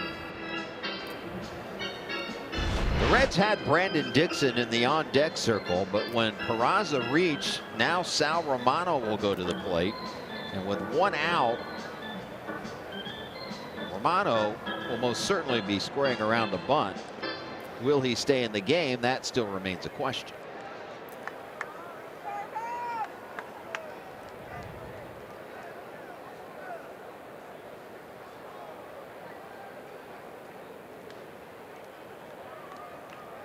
Romano dropped down a sacrifice bunt his last time up, after Peraza had singled ahead of him.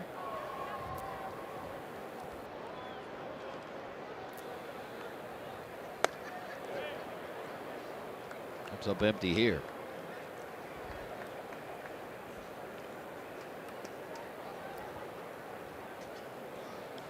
Well, Peraza runs well. Really, all Romano has to do is get that ball down on the ground. Peraza gets a good jump. He's looking for the ball going down off the bat. As soon as that happens, he's off.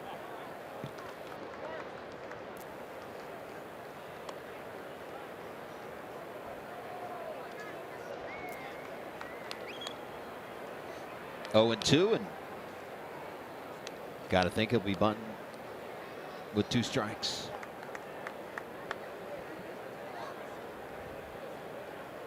Shows bunt. There goes Peraza from first. Throw down to second base. Way off line into center field. Dyson backs it up. So Romano goes down, but with Peraza running, the end result is what they wanted.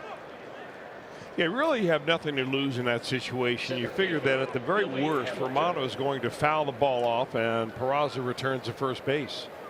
You always take a chance that he's going to pop it up, but you really pop up a bunt anyway, and you have run the risk of a double play ball. There's 9 steals now for Peraza.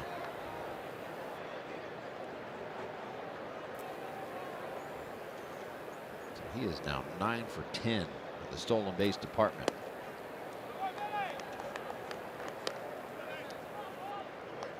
Hamilton would love to push his 5-game hitting streak to 6.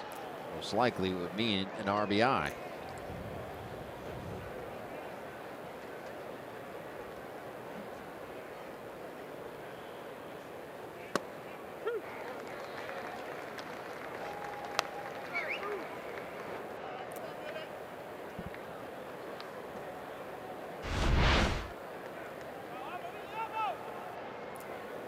Talked about that slider from Corbin, Chris. 8 of his 9 strikeouts today have come via that slider.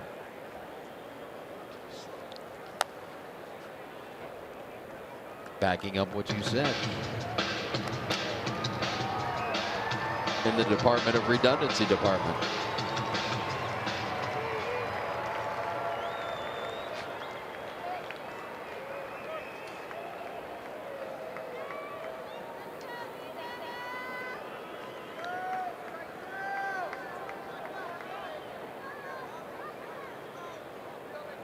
One, two, the count to Hamilton.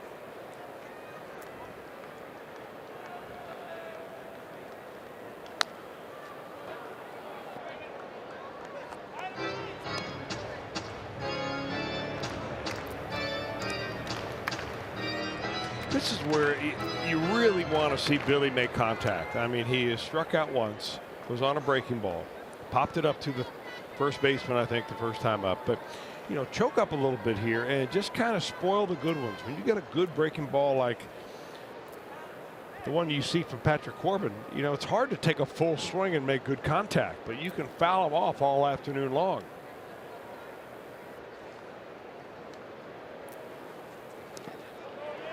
An excuse me swing, and Field and Culberth rings him up.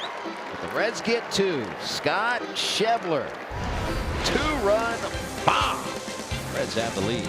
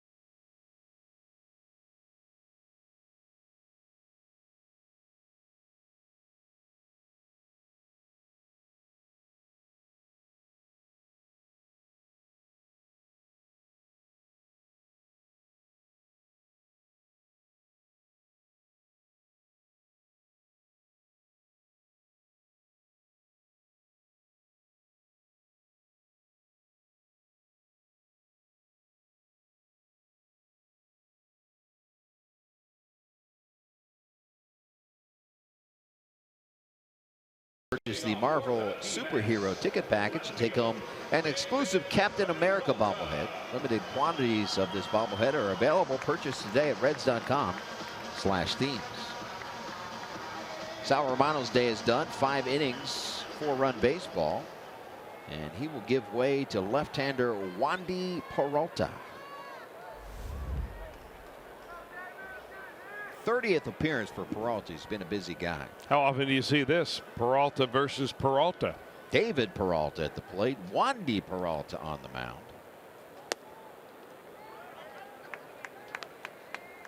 And for David Peralta, his road to where he is now is really an incredible story.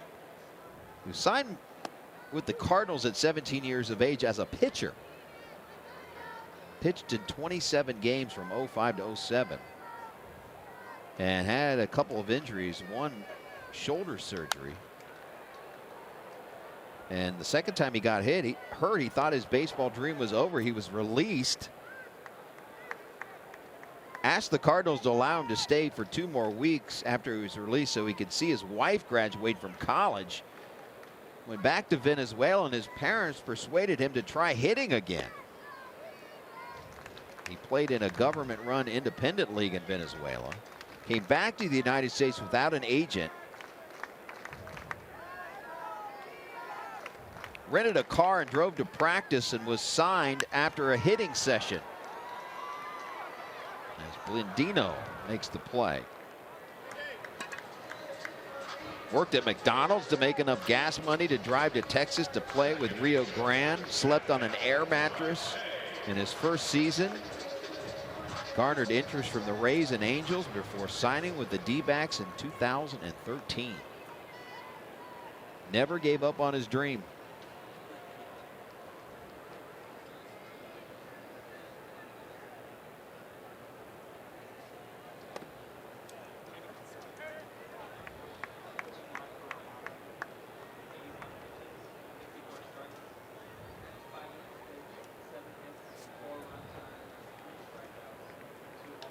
Here's a drive to left. Duvall's got it.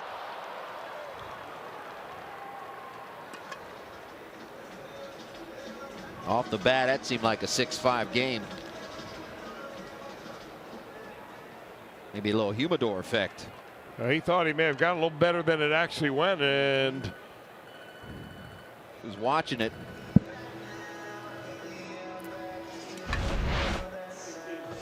Well, the D-backs will call back Socrates Brito and will send up the right-handed batting Chris Owings. Huh. That kills my Socrates quote of the day. I'm going to say it anyway. The only true wisdom is in knowing you know nothing.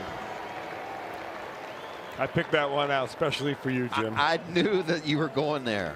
But you know what? I'll wear that like a badge of honor because I don't claim to be an expert on anything. Don't say it.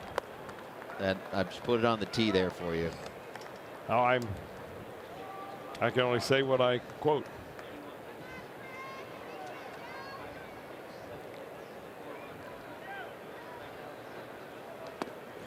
But indeed, Socrates Brito, named after the Greek philosopher.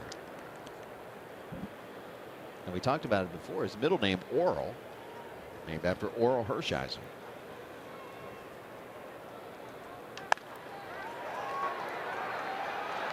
Some falls in front of Duvall. A 2-out hit for Chris Owings.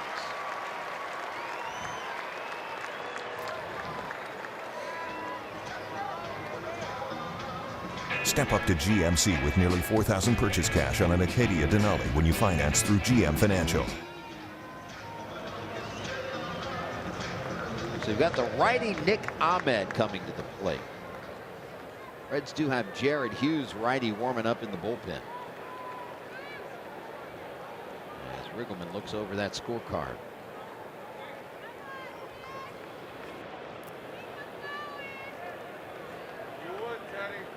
Fernando Salas warming up for the D-backs. Tying run at the plate.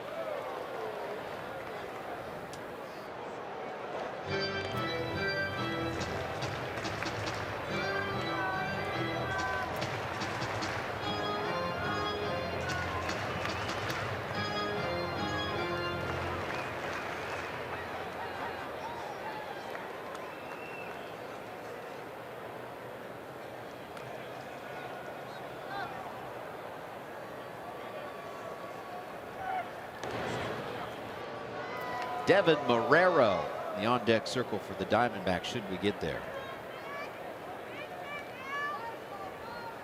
Right-handed batter, and should we get there, we would probably indeed see Jared Hughes.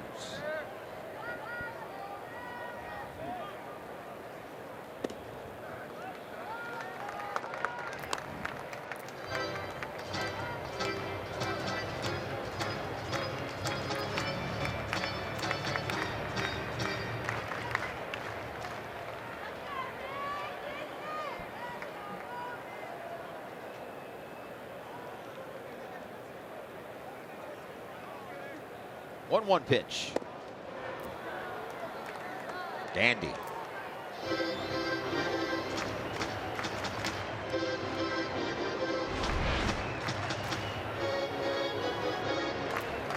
That's the changeup for Peralta, and that's about as good a changeup as you'll find from any reliever in the league. Boy, that had some late life.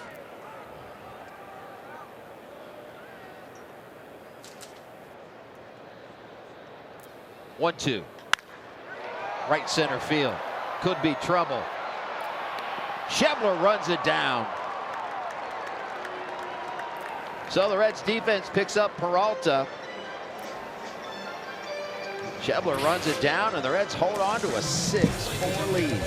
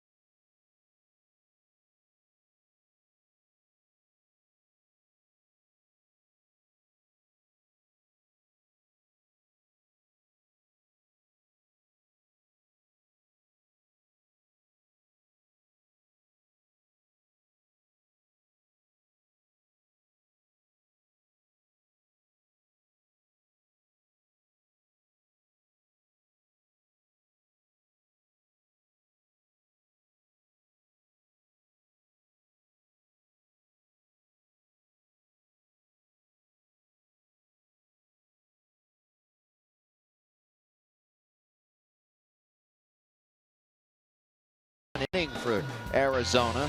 John Ryan Murphy, solo shot in the third. Diamondbacks had a 4-0 lead until Adam Duvall erased it. One swing of the bat. Grand slam in the fourth, tied the game. And then Scott Schebler, the go-ahead home run, a 2-run home run in the sixth. Two big blasts from the corner outfielders. The difference in this one, 6-4 Reds. Reached inning number 7. A new pitcher on the hill for the Diamondbacks. And that would be Fernando Salas, who is celebrating birthday number 33 today.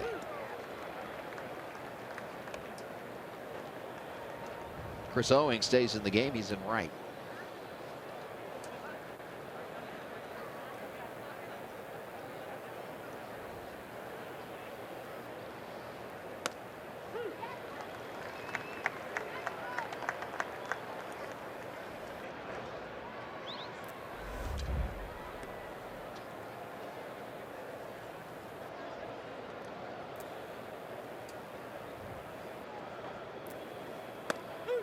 Strike 3 call.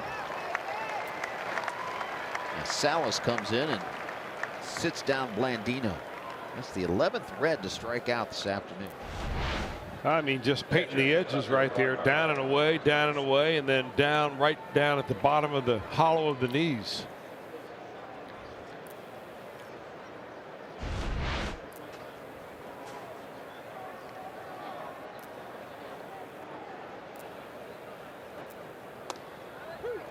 First pitch strike to Barnhart.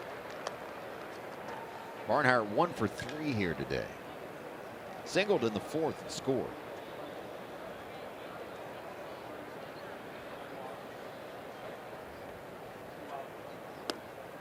So both starters out of the game now. Close the book on Patrick Corbin. 6 innings, 8 hits, 6 runs. They were all earned. 1 walk, 10 punch outs. With those 2 home runs. Grand slam, 2-run home run. He threw 96 pitches. Goldschmidt, a long underhanded toss to Salas, 2 outs.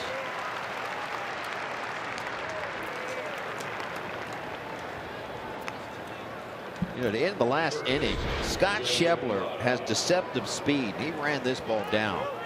When 94 feet had a 20% catch probability.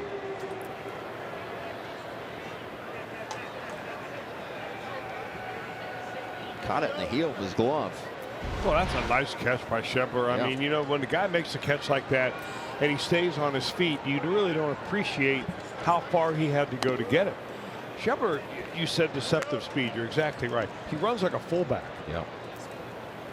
But he runs fast. Reds have a very good defensive outfield with Schebler and Duvall, and of course Billy Hamilton raiding in center.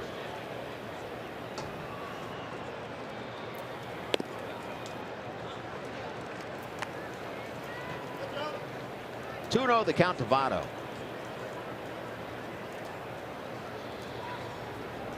Season average sitting at 288 for Votto as he slowly tries to creep it up to the 300 mark.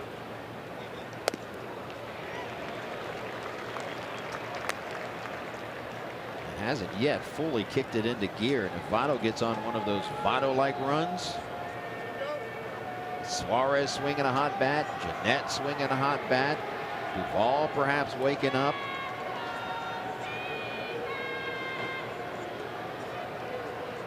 Hopefully some good offensive days ahead.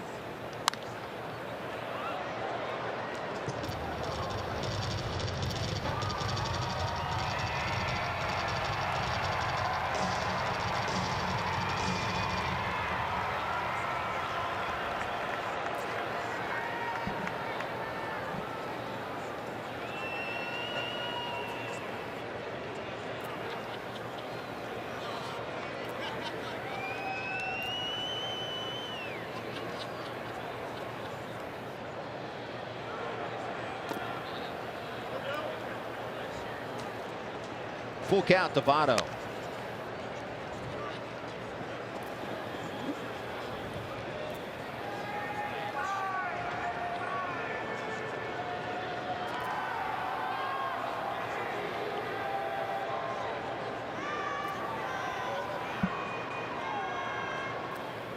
Payoff pitch.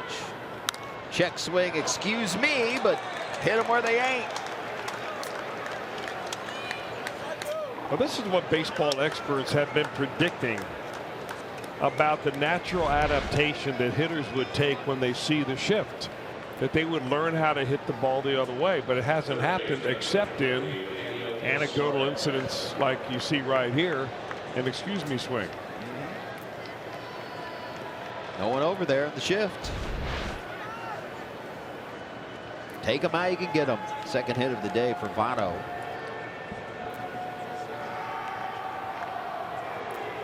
Suarez will try to better a 7 for 10 tally so far in this series.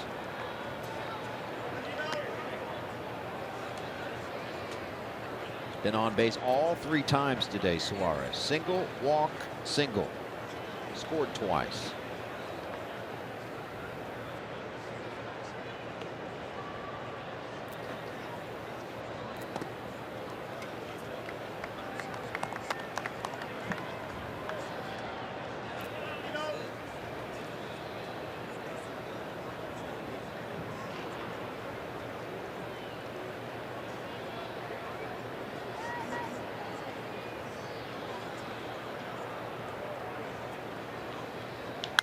Ground ball right at the shortstop. They'll go the short way. It is stretch time here at Chase Field. 2-run advantage for the Reds.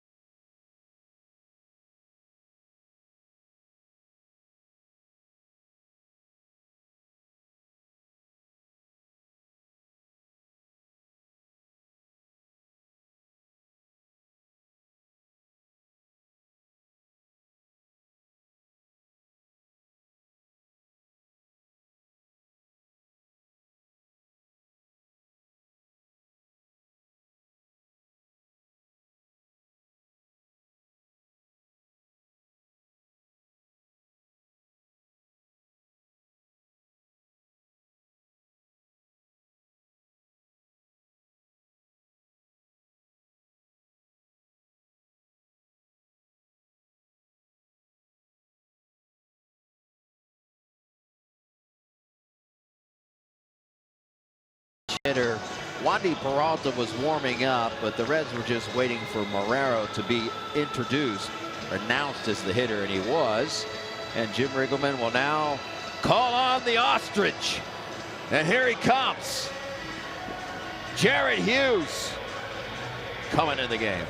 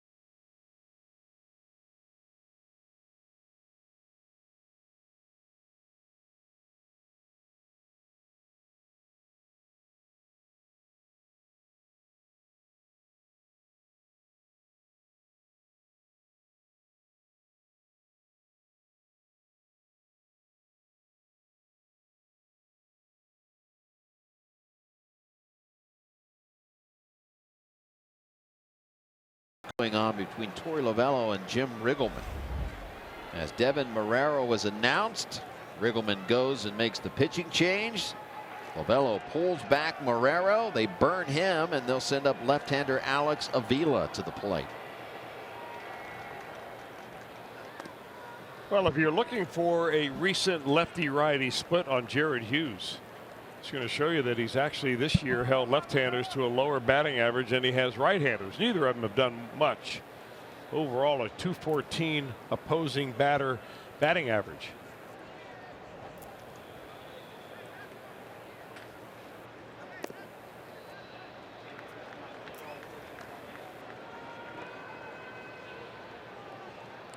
(13 1/3 innings over his last 10 appearances. 3 saves, no runs. Opponent's hitting below 200.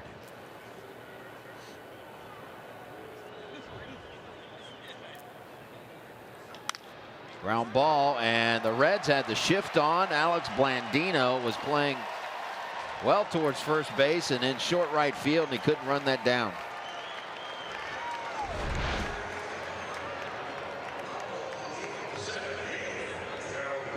I shouldn't say the shift because they had 2 defenders on the right side, but where Blandino was playing, he had no chance to glove that ball.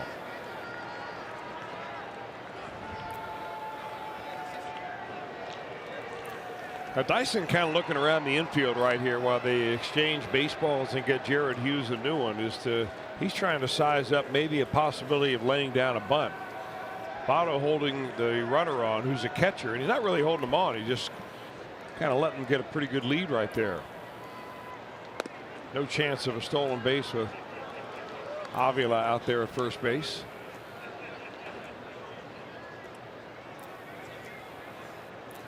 Dyson 2 for 3 here today.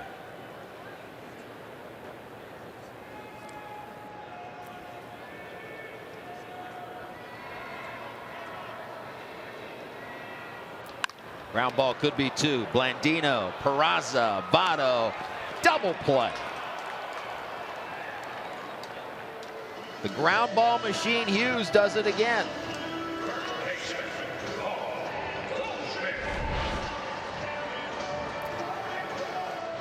You know, it's not like Jared Hughes, came into pro ball with that particular pitch.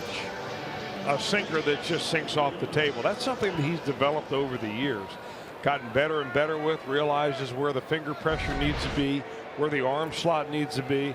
I'm just kind of wondering out loud here, but I'm wondering if maybe, you know, Homer Bailey sitting down in the bullpen, listening to Jared Hughes a little bit, may have an effect on Homer coming up with a little bit more movement on his two-seamer.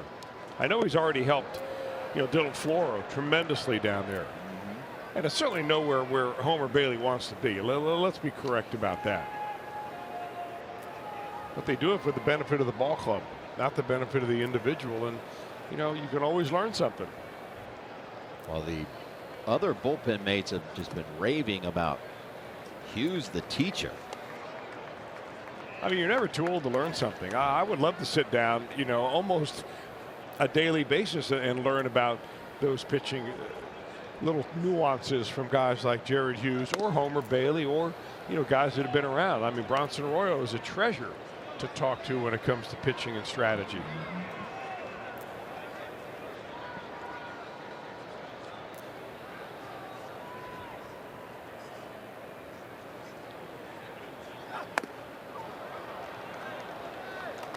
Threw it right past Goldschmidt. Counts 2-2.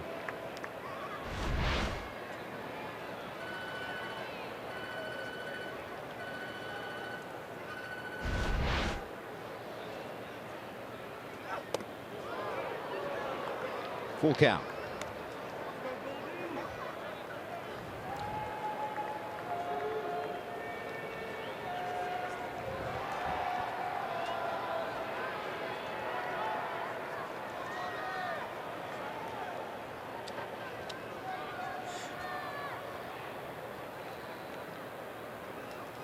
Payoff pitch to Goldschmidt, and he walked him.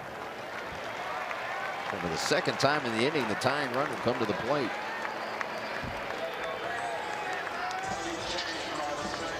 That is the first walk surrendered by Reds pitching today.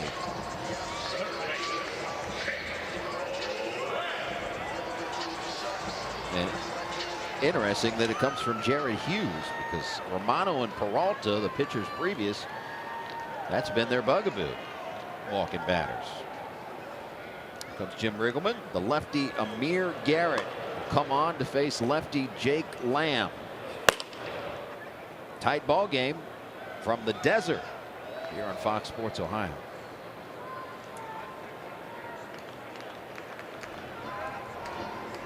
Man, I let Hughes pitch here, don't you? Yeah.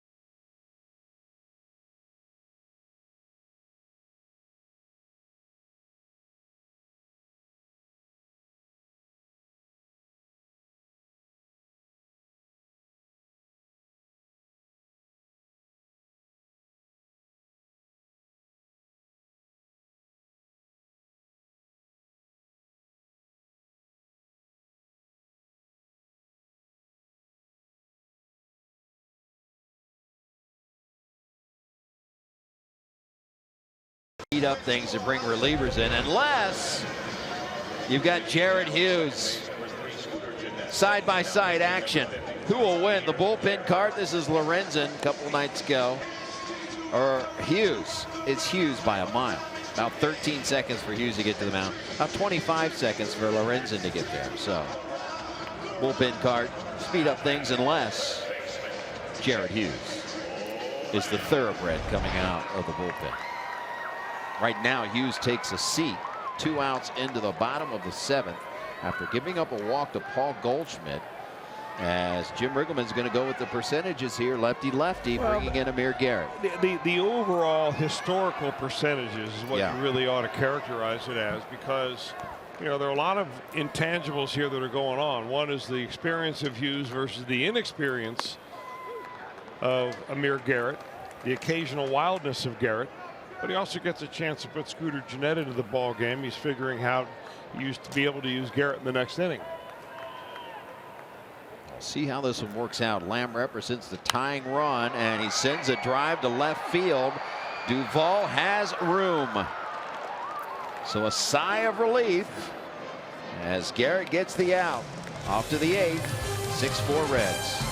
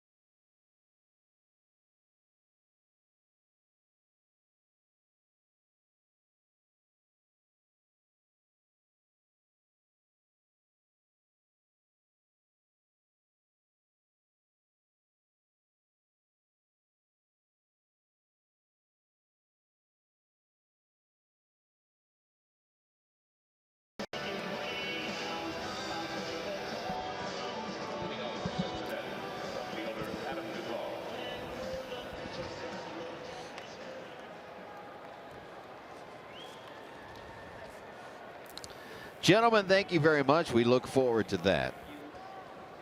We've reached the 8th inning. Duvall, Shebler, and Peraza for the Reds, and they will face Ohio native, Kettering-born Andrew Chafin. He went to Kent State, Chafin did, and he is a left-hander that's coming in at this 27th time. One thing that Chafin does as well as anybody in the league is keep the ball in the ballpark. He has not given up a home run yet this year.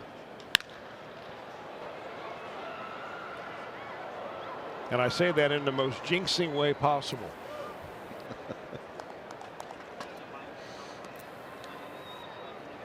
This bullpen, the Diamondbacks have assembled are really, really strong. And when you start getting deep into the ball game, 7th inning on, they've got a number of qualified, experienced relievers to go to.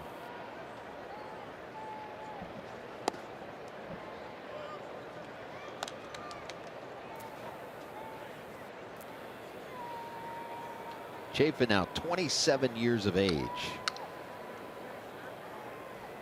Western Reserve High School, Collins, Ohio. Ground ball sharply hit to third. Long throw, and it won't be in time. Duvall. Leadoff man reaches. Well, it looked like Jake Lamb was trying to field a Pac-Man right here as that ball was coming after him. It was eating him up, and he kept backing up. And you have to remember that Duvall runs well. I mean, he catches it while on his heels. It gets on the heel of his glove, and by the time he recovers, Duvall reaches. So an error to start the inning.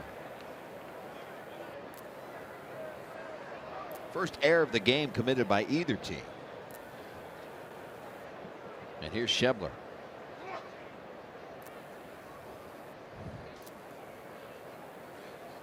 Last time up for Schebler, the difference in the game. He untied a 4-4 game. Majestic 2-run home run.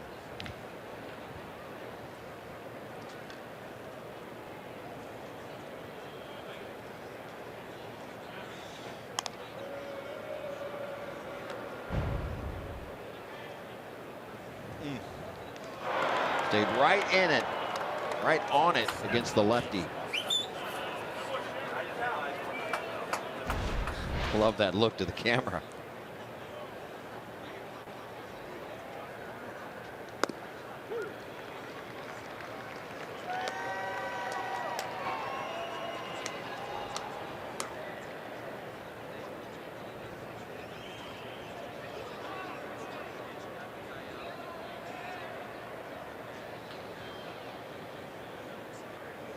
A 1 pitch in the dirt, but stays near enough that Duvall stays at first base.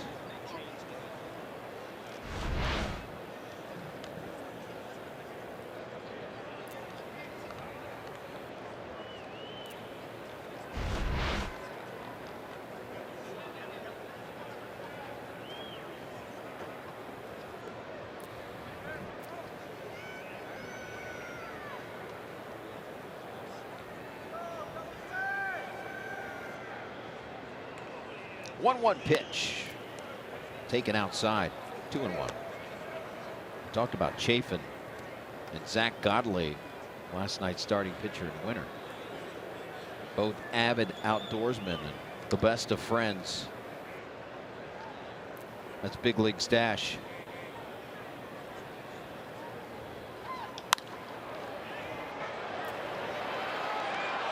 Can't get it. Left fielder Peralta can't handle it, and the Reds have the first 2 on.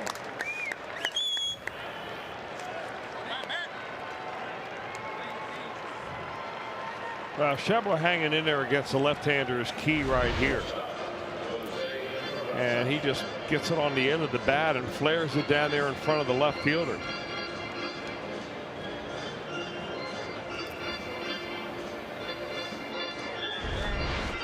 Interesting right here. I mean, this couldn't set up any better for the Reds with Jose Peraza. He is the best bunter the Reds have on the ball club. Maybe other than Tucker Barnhart, who can really bunt too, but Peraza bunts for base hits. And I would imagine in this situation, just to stay out of a rally-killing double play, Riggleman is going to ask him to lay down a bunt, move the runners over. Scooter Jeanette's in the on-deck circle, so you always have the opportunity or the chance that, you know, you're going to have Scooter intentionally walked. And then that brings up Billy Hamilton with nobody out.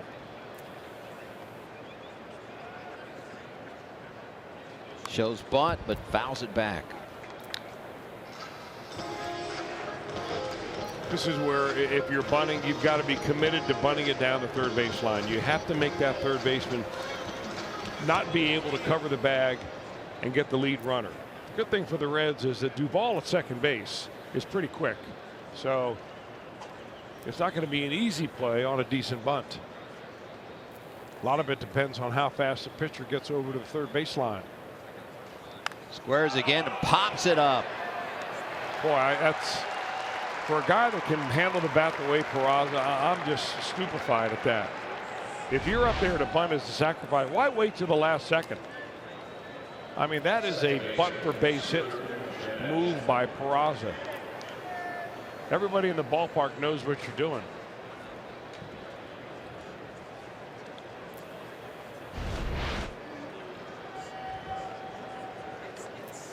It'll bring to the plate the reigning National League Player of the Week in Scooter Jeanette. The off day from the starting lineup today. against the left-hander Corbin. Here he is called upon in the 8th. Reds trying to play add-on. First and second, 1 out.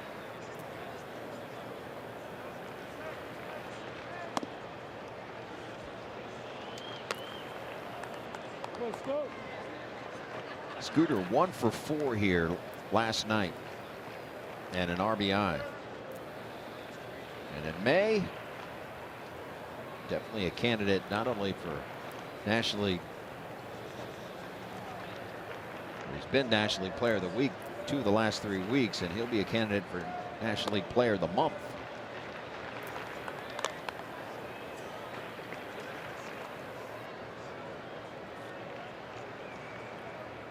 Hitters count, 2 balls and no strikes.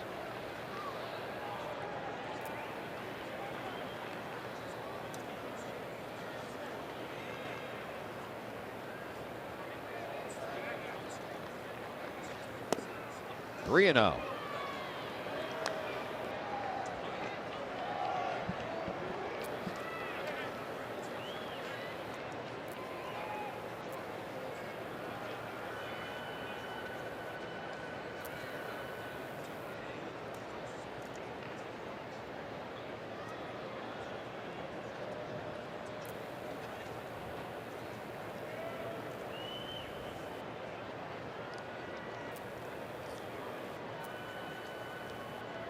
Pitch.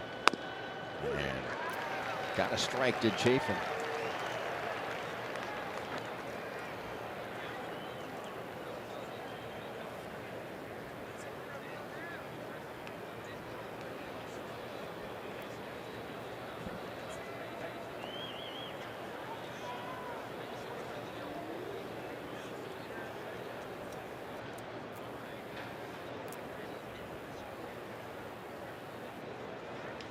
Chopper. They'll get the out at second, no way at first. So first and third, 2 outs.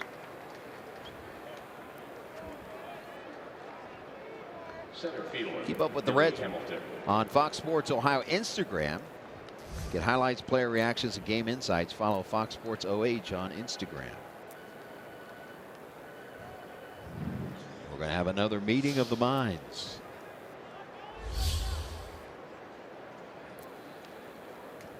As pitching coach Mike Butcher and the entire infield will talk about their strategy to get Billy Hamilton out.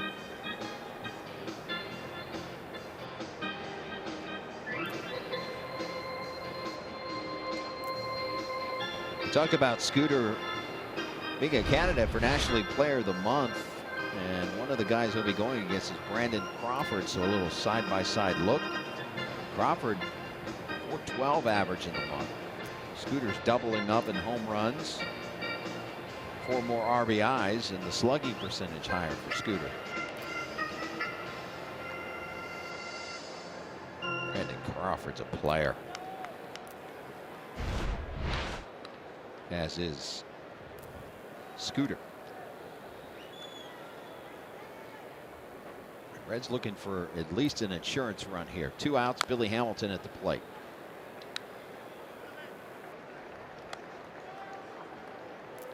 Two mighty big outs in succession for Andrew Chafin. First and second, nobody out. Peraza popped up a bunt, and Scooter Gennett grounds into the fielder's choice.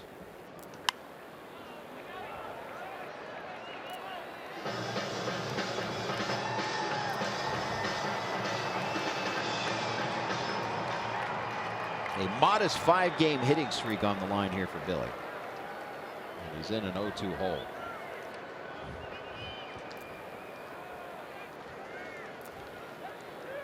Brandon Dixon is in the on-deck circle should we get there.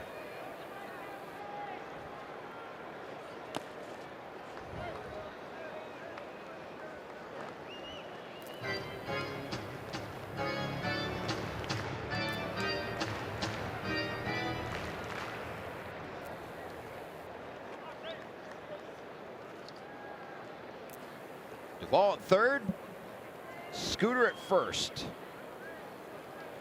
And a 1-2 count to Hamilton.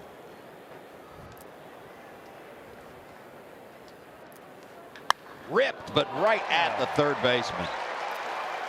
That is when baseball is a tough game. Reds strand 2, but hold on to a 2-run lead.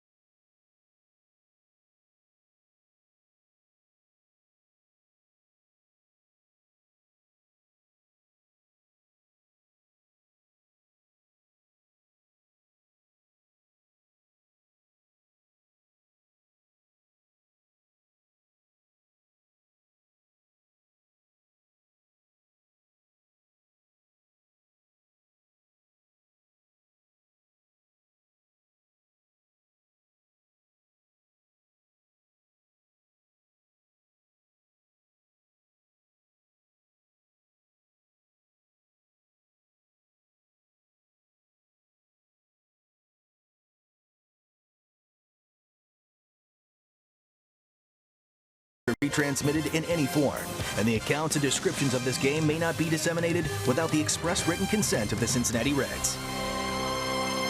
Northern Arizona, another beautiful shot from Kent Dreamweaver. And now we welcome you back inside of Chase Field. Reds climbed out of a 4-0 hole. 6 unanswered runs, a 6-4 lead. Amir Garrett still on the hill for the Reds. Reds do have Rysella Iglesias warming up in the pen. He was just activated off the disabled list today, was Iglesias. Garrett facing the righty John Ryan Murphy.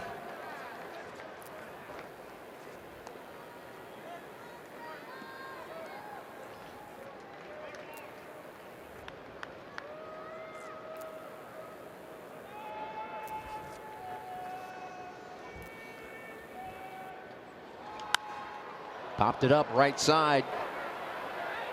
And that one into the Reds dugout.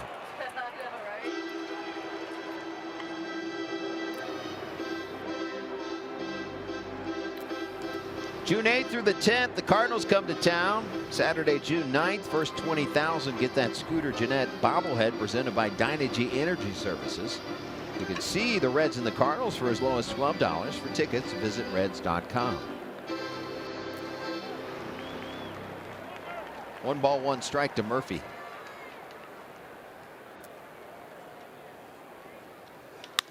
Up the middle, base hit.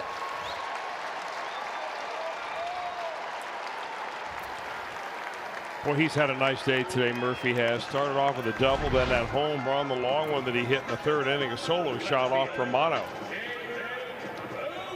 And he gets it going in the 8th. The Reds had a first batter base runner in the 8th, couldn't bring him around. The Diamondbacks sent the tying run to the plate twice in the 7th inning.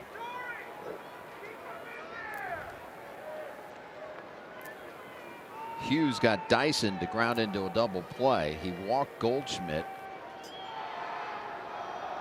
And Garrett retired Jake Lamb. First pitch strike to David Peralta. I guess the Reds don't feel that Peralta really is going to pull the ball at all. I mean, they're playing him about as straight up as they can possibly play a guy. And breaking ball, he's down 0-2.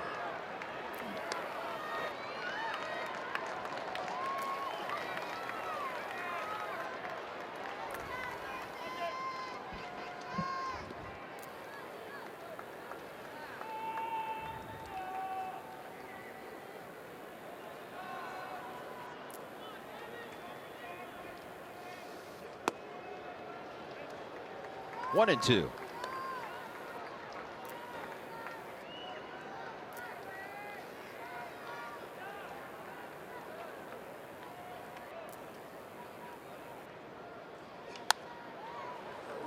Count will hold at 1-2. Ketel Marte, the switch hitter in the on-deck circle. He's a better hitter from the right-hand side than he is the left-hand side.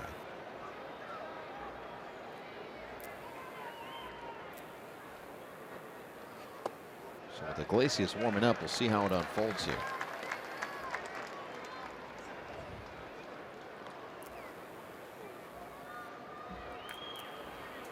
2 balls, 2 strikes.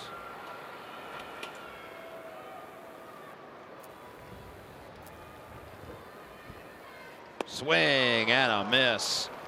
A dandy at 83 on the gun.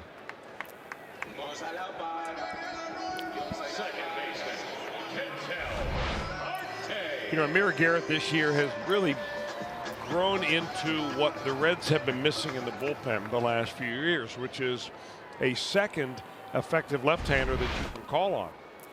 I mean, Wandy Peralta's been pretty solid down there, especially last year where he had a great year. But now when you have another one down there, you have a little bit more balance in your bullpen.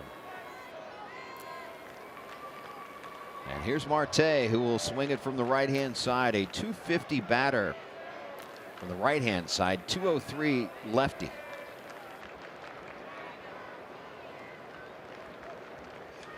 Popped it up.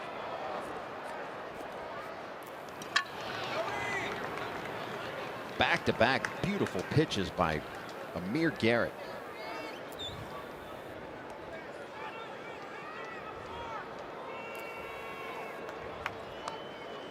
And here comes Jim Riggleman, and he is going to call on his closer for an inning plus save.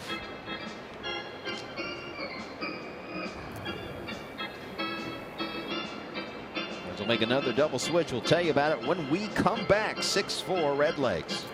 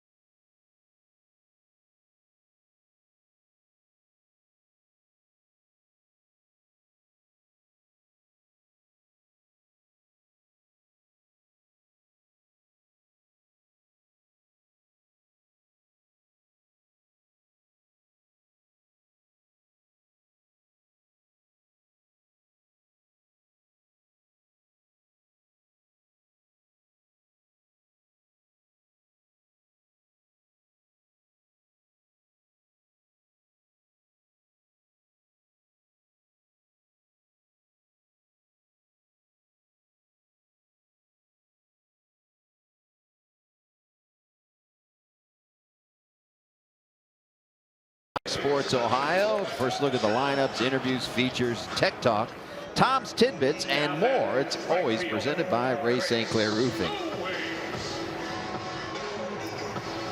Raisel Iglesias fresh off the DL this morning.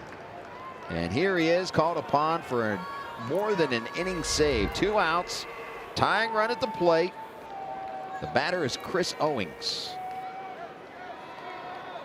10 days on the DL, so he's had plenty of rest. You hope that he's able to be a little bit sharp here today. And that's really the only thing you miss when you get on the disabled list with a non-arm injury. Didn't really keep him from throwing much, but you're not in game competition.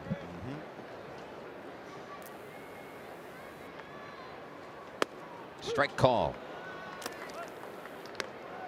Iglesias has faced Owing 7 times in his career. 0 for 7. 2 strikeouts.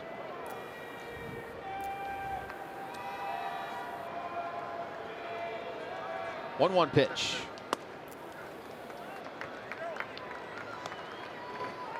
Brandon Dixon came in on the double switch. He's at second base, so Scooter Gennett a quick in and out of this game.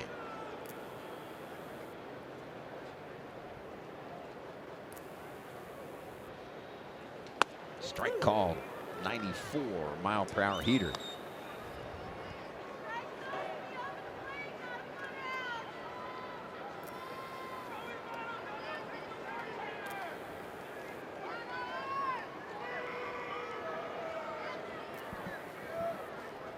Iglesias has what he wants from Barnhart.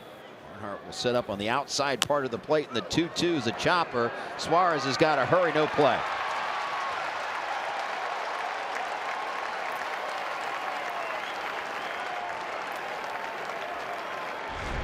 Just bad luck right here. You make a great pitch, ball goes right off home plate.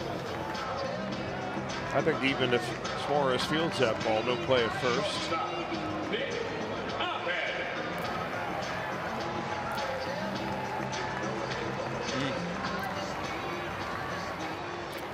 The tying run at first base. 2 outs. Nick Ahmed at the plate.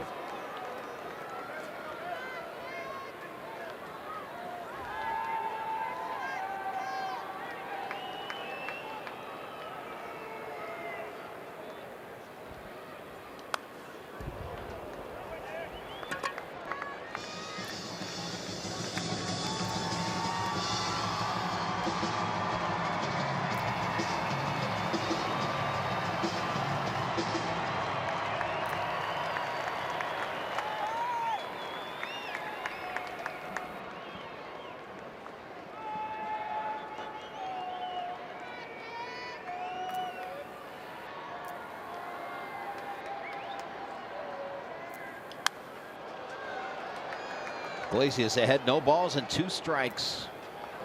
Now this is a situation where you have Nick Ahmed, who is clearly a guy that has sacrificed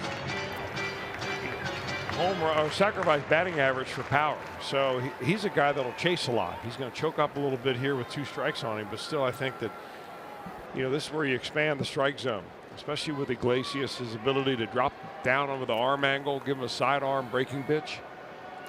Make him chase here.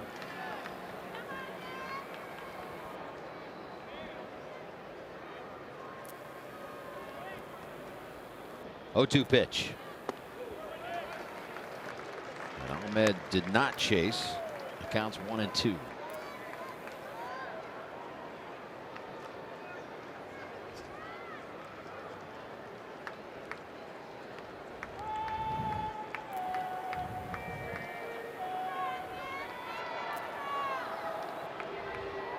Iglesias v. Ahmed. And Ahmed stays alive.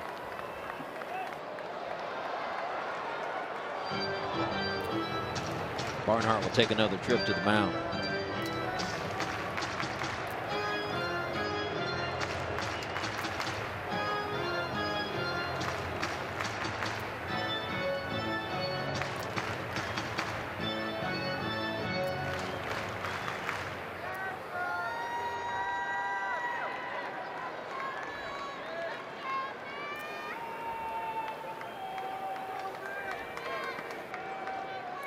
Do the 1-2 again. First and second, 2 outs.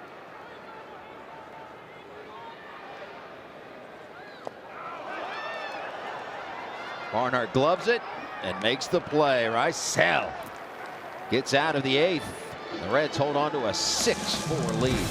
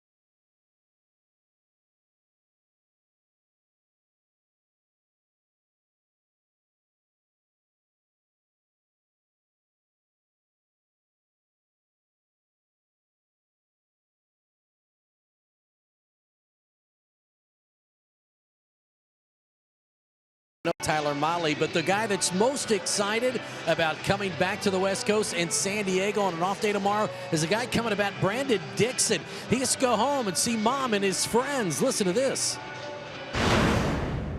You know, I'm excited just to catch up with friends and family and, you know, get to see them. And it's something that normally doesn't happen during a season, so it's cool. And probably get some home cooking tomorrow? Yeah, probably. I'll probably stop by home on the off day, so that'll be nice.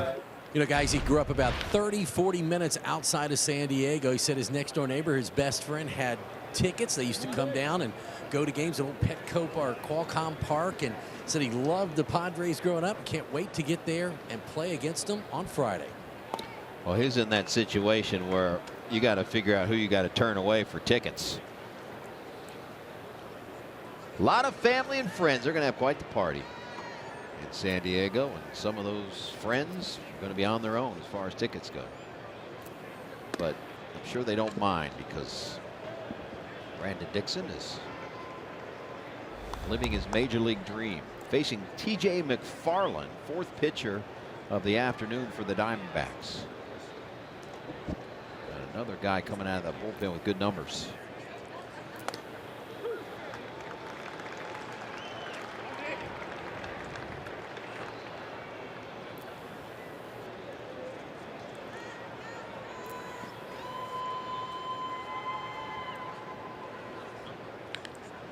It's Dixon, Barnhart, Votto, as Dixon hitting in the one spot here.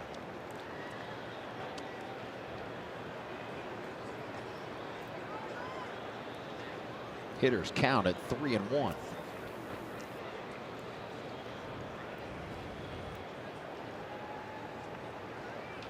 Ground ball up the middle. One out.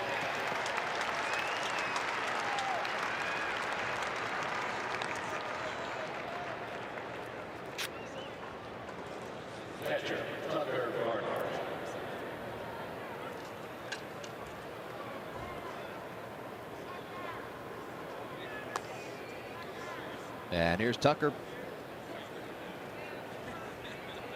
Back from the right-hand side against the lefty T.J. McFarland.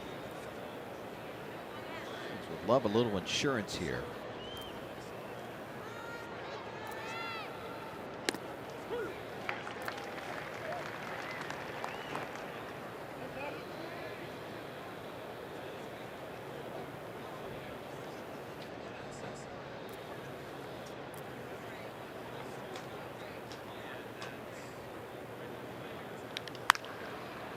Looking ahead to the bottom of the ninth for the Diamondbacks.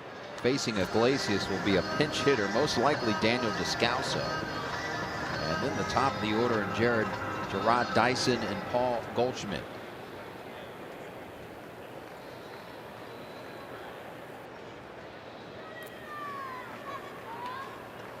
You certainly don't want that guy coming to the plate with a guy on.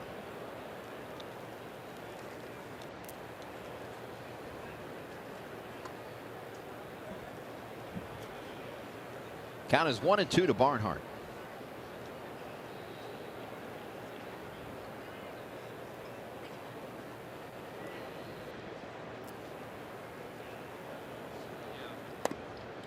Two and two.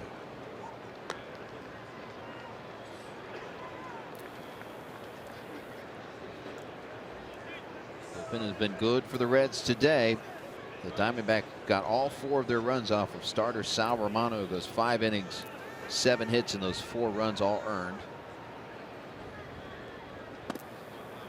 Peralta, Hughes, Garrett, and Iglesias so far have held them off the board.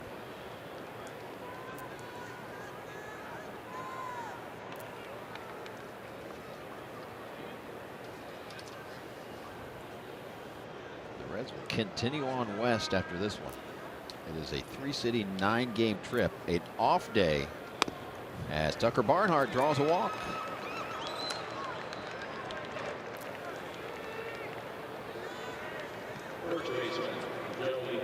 It's been a clean game as far as walks go. That's only the second surrendered by Diamondback pitching. Only one given up by the Reds. Yeah, the one that was surrendered previously in the ball game by the starter Patrick Corbin. Came right before the grand slam home run by Adam Duvall. First pitch swinging is Votto into left center field. Barnhart, an aggressive turn. He's headed to third, and he'll get there. Second hit, third hit of the afternoon, I should say, for Joey Votto. Well, he's used that hole on the left side of the infield for each one of his base hits. Votto has. He was also lined out to the shortstop. Did that in the first inning. Well, the heart of the order has done it today for the Reds. 8 for 16 today. Hitters 3 through 6. Couple of home runs, 6 RBIs, and they've scored 5 runs. Suarez 2 for 3 and has scored 2 of the 6 runs. First pitch swinging, base hit, and Insurance coming to the plate. 7-4 Reds. Another great day at the plate for Suarez. And he's been up there really hacking at the first pitch he sees, not really waiting around at all right here. He gets a sinking fastball that T.J. McFarland looking for a ground ball. He gets one, but it's in that 5.5 hole between third and short. And the Reds now making a 3-run game. Now, we've talked about it earlier on this trip that being aggressive on the first pitch, and the Reds really high team batting average on that first pitch of the at-bat. 29th RBI this month for Eugenio Suarez. Only Jay Bruce in 2011. Since 2000 has had more in the month of May.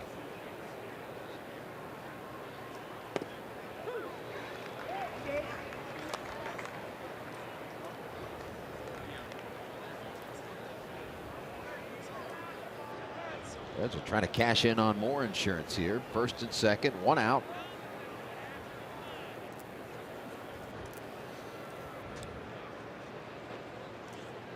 Here you talk about first pitch hitting, Jim. I just looked up the stat team-wise. In the National League, the Reds are 4th in batting average on the first pitch of the at-bat. They're hitting .354 as a team. And they're bunched right in there with the Padres, the Phillies. The Braves are about 20 points higher. Of course, a lot of young players. They're up there hacking early. By comparison, however, the Diamondbacks are about 130 points lower. They were down around 230 when they put the first pitch in play.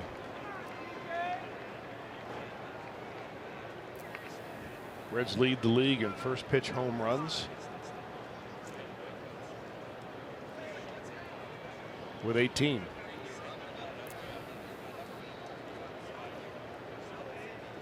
Two-one pitch. 2-2.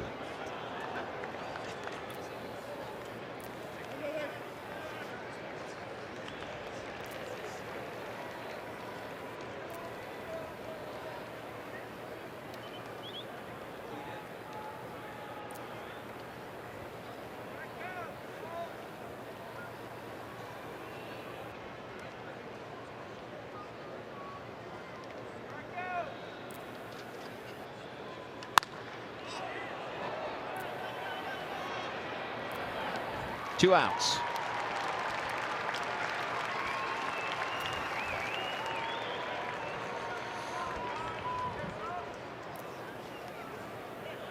Two-out batter will be Scott Schebler. 2 for 4 day, including that monster 2-run home run. Came in the 6th and broke a 4-4 tie.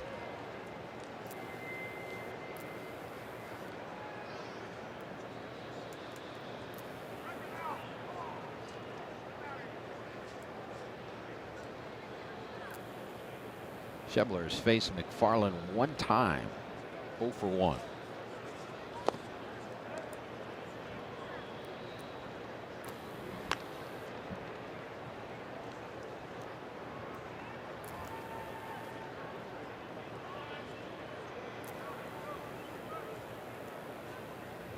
It's a big day for the corner outfielders, Duvall and Schebler. Have driven in 6 of the 7.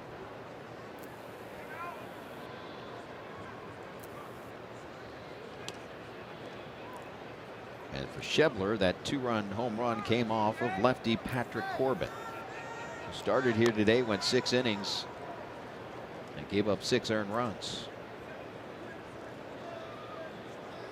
All via the home run. Grand slam, 2-run shot.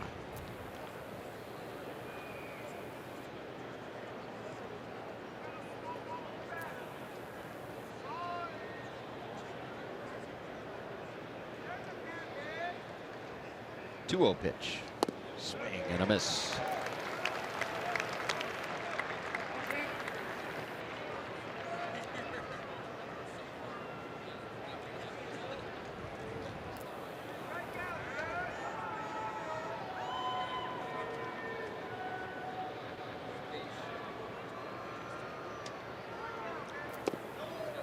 Two and two.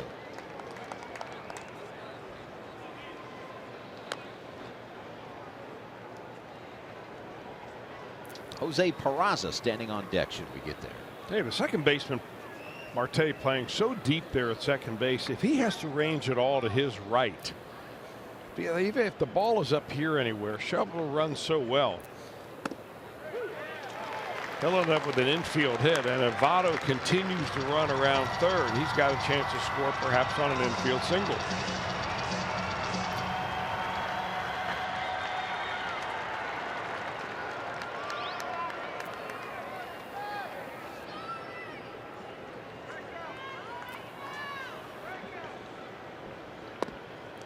And he walked him.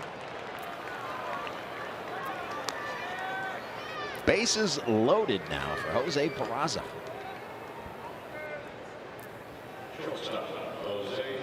Peraza's had a good day at the plate. Hit a sharp line drive into 4th inning.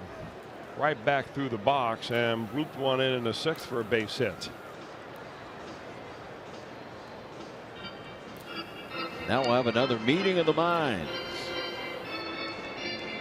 And what a strong mind it is for TJ McFarland. In fact, he is set to graduate from the University of Phoenix, which is an online degree in finance, on Monday. So he's one of those guys who's chipped away at his degree while being a Major League Baseball player. Good for him. You know, this is the first time I've seen this season, that a team runs out of mound visits. I don't know if you've seen it or if you remember. That is the 6th trip to the mound for the Diamondbacks, and they are out of mound visits. So what's the penalty? No one found out yet. I don't think anyone has tried it. Have they tried the 7th? They said they were going to throw out the catcher if he tried to go out there for the season. But I don't know if it's happened in the league, has it? It would have made news. It has happened. What'd they do? They didn't try. It's kind of some gray area as far as what would happen if it's at the discretion of the home plate umpire. As far as Reds games go, this is the first time it's happened.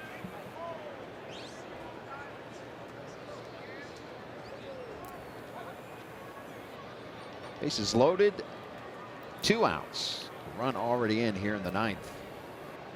Reds would like more. Peraza chops it. The out is at second. Reds strand 3, but they get 1. And they lead 7-4. Rysell will try to close the door.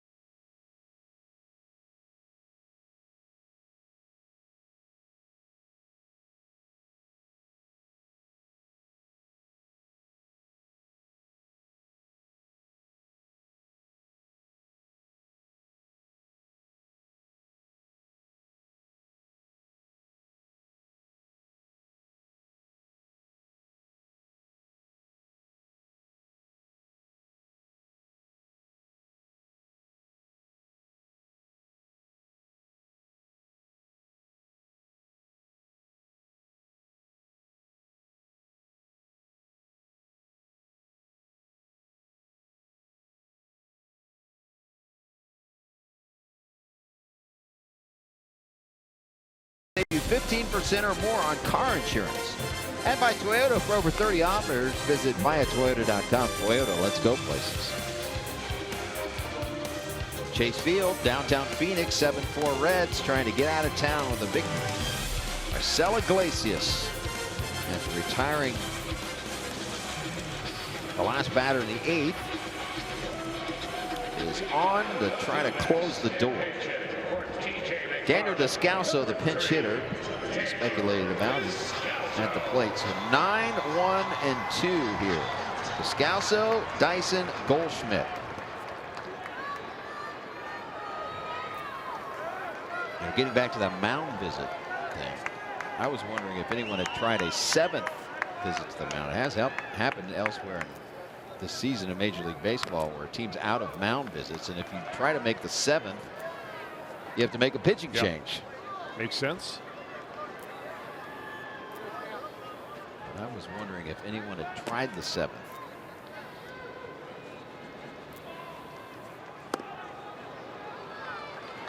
Iglesias ahead, no balls, 2 strikes.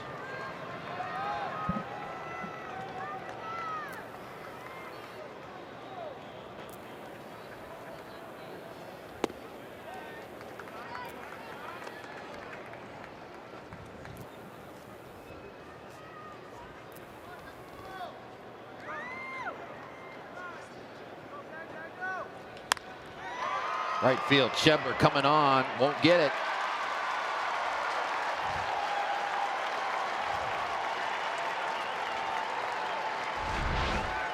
Yeah, didn't hit it great. Descalso got enough of it, though, to drop it right in front of Shebler, who's playing very deep in right field.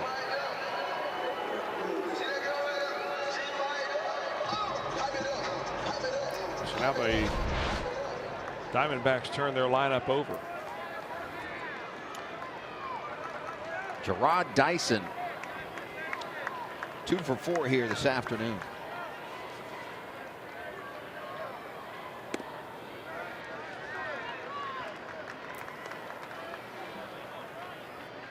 He's been on twice in every game in this series. He started and played leadoff in each game in this series. 0 for 2 in his career matchups versus Iglesias.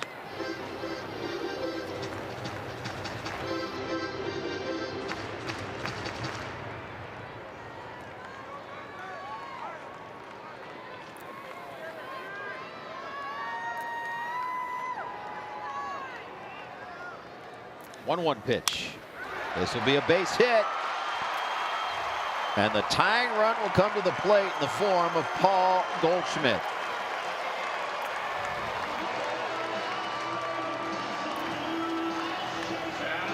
So hold everything.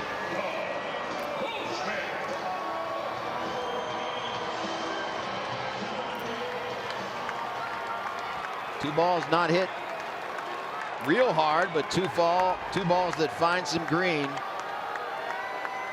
And this is a prime time matchup here. Iglesias, one of the premier closers in the game, and I don't care what Paul Goldschmidt's average is, one of the best hitters in the game. Well, he has not been one of the best hitters against Raisel Iglesias in previous matchups. They face each other in 7 official at-bats. Goldschmidt 1 for 7. 4 strikeouts.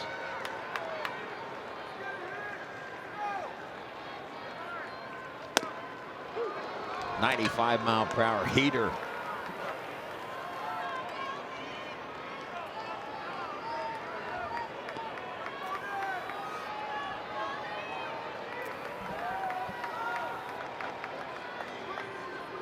One ball, one strike. Cross out.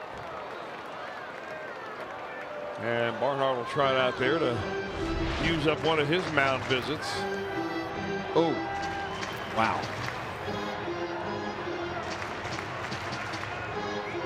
As much movement as Iglesias has on his pitches. And as hard as he throws. Wow. Barnhart, as much as he wanted to talk to Iglesias, needed a moment himself, as that ball caught him on the left arm.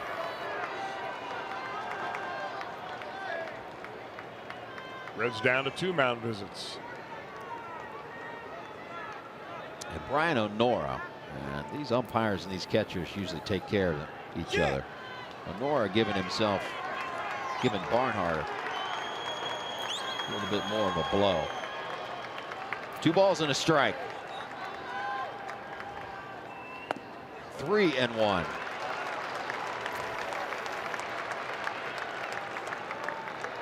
Don't make that 2-2 count. Now we got the Fox box.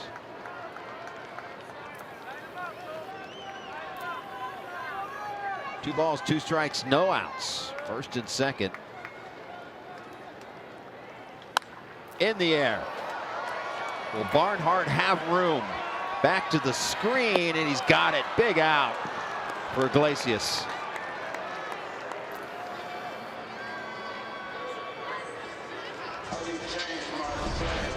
Well, a huge out from the Diamondback standpoint. A breaking ball that Goldschmidt just works underneath of, and it stays in play.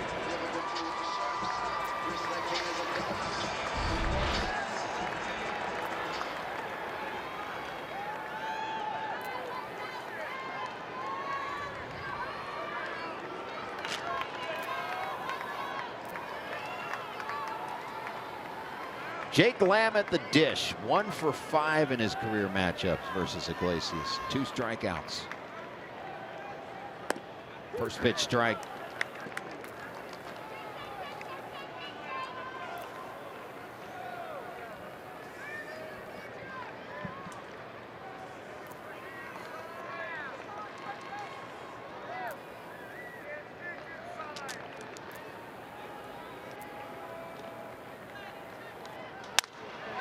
Left field, Duvall got it.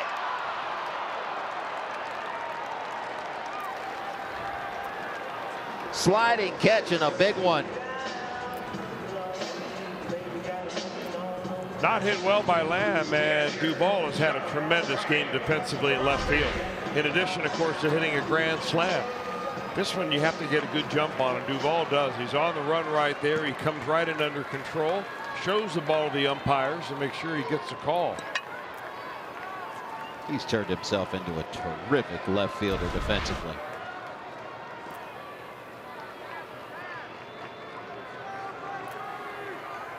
And now the Diamondbacks down to their final out. And it's John Ryan Murphy, who's never faced Iglesias. I mean, you think about the possibility of Duvall not making that catch, that ball falling in front of him. The tying run, then the winning run will come to the plate.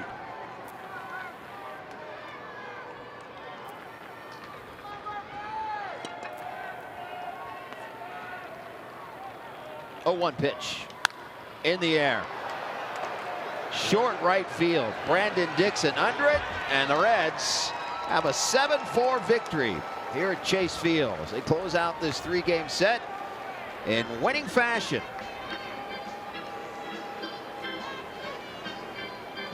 Third win this season, trailing by 4 or more runs as they erased a 4-0 deficit in this one.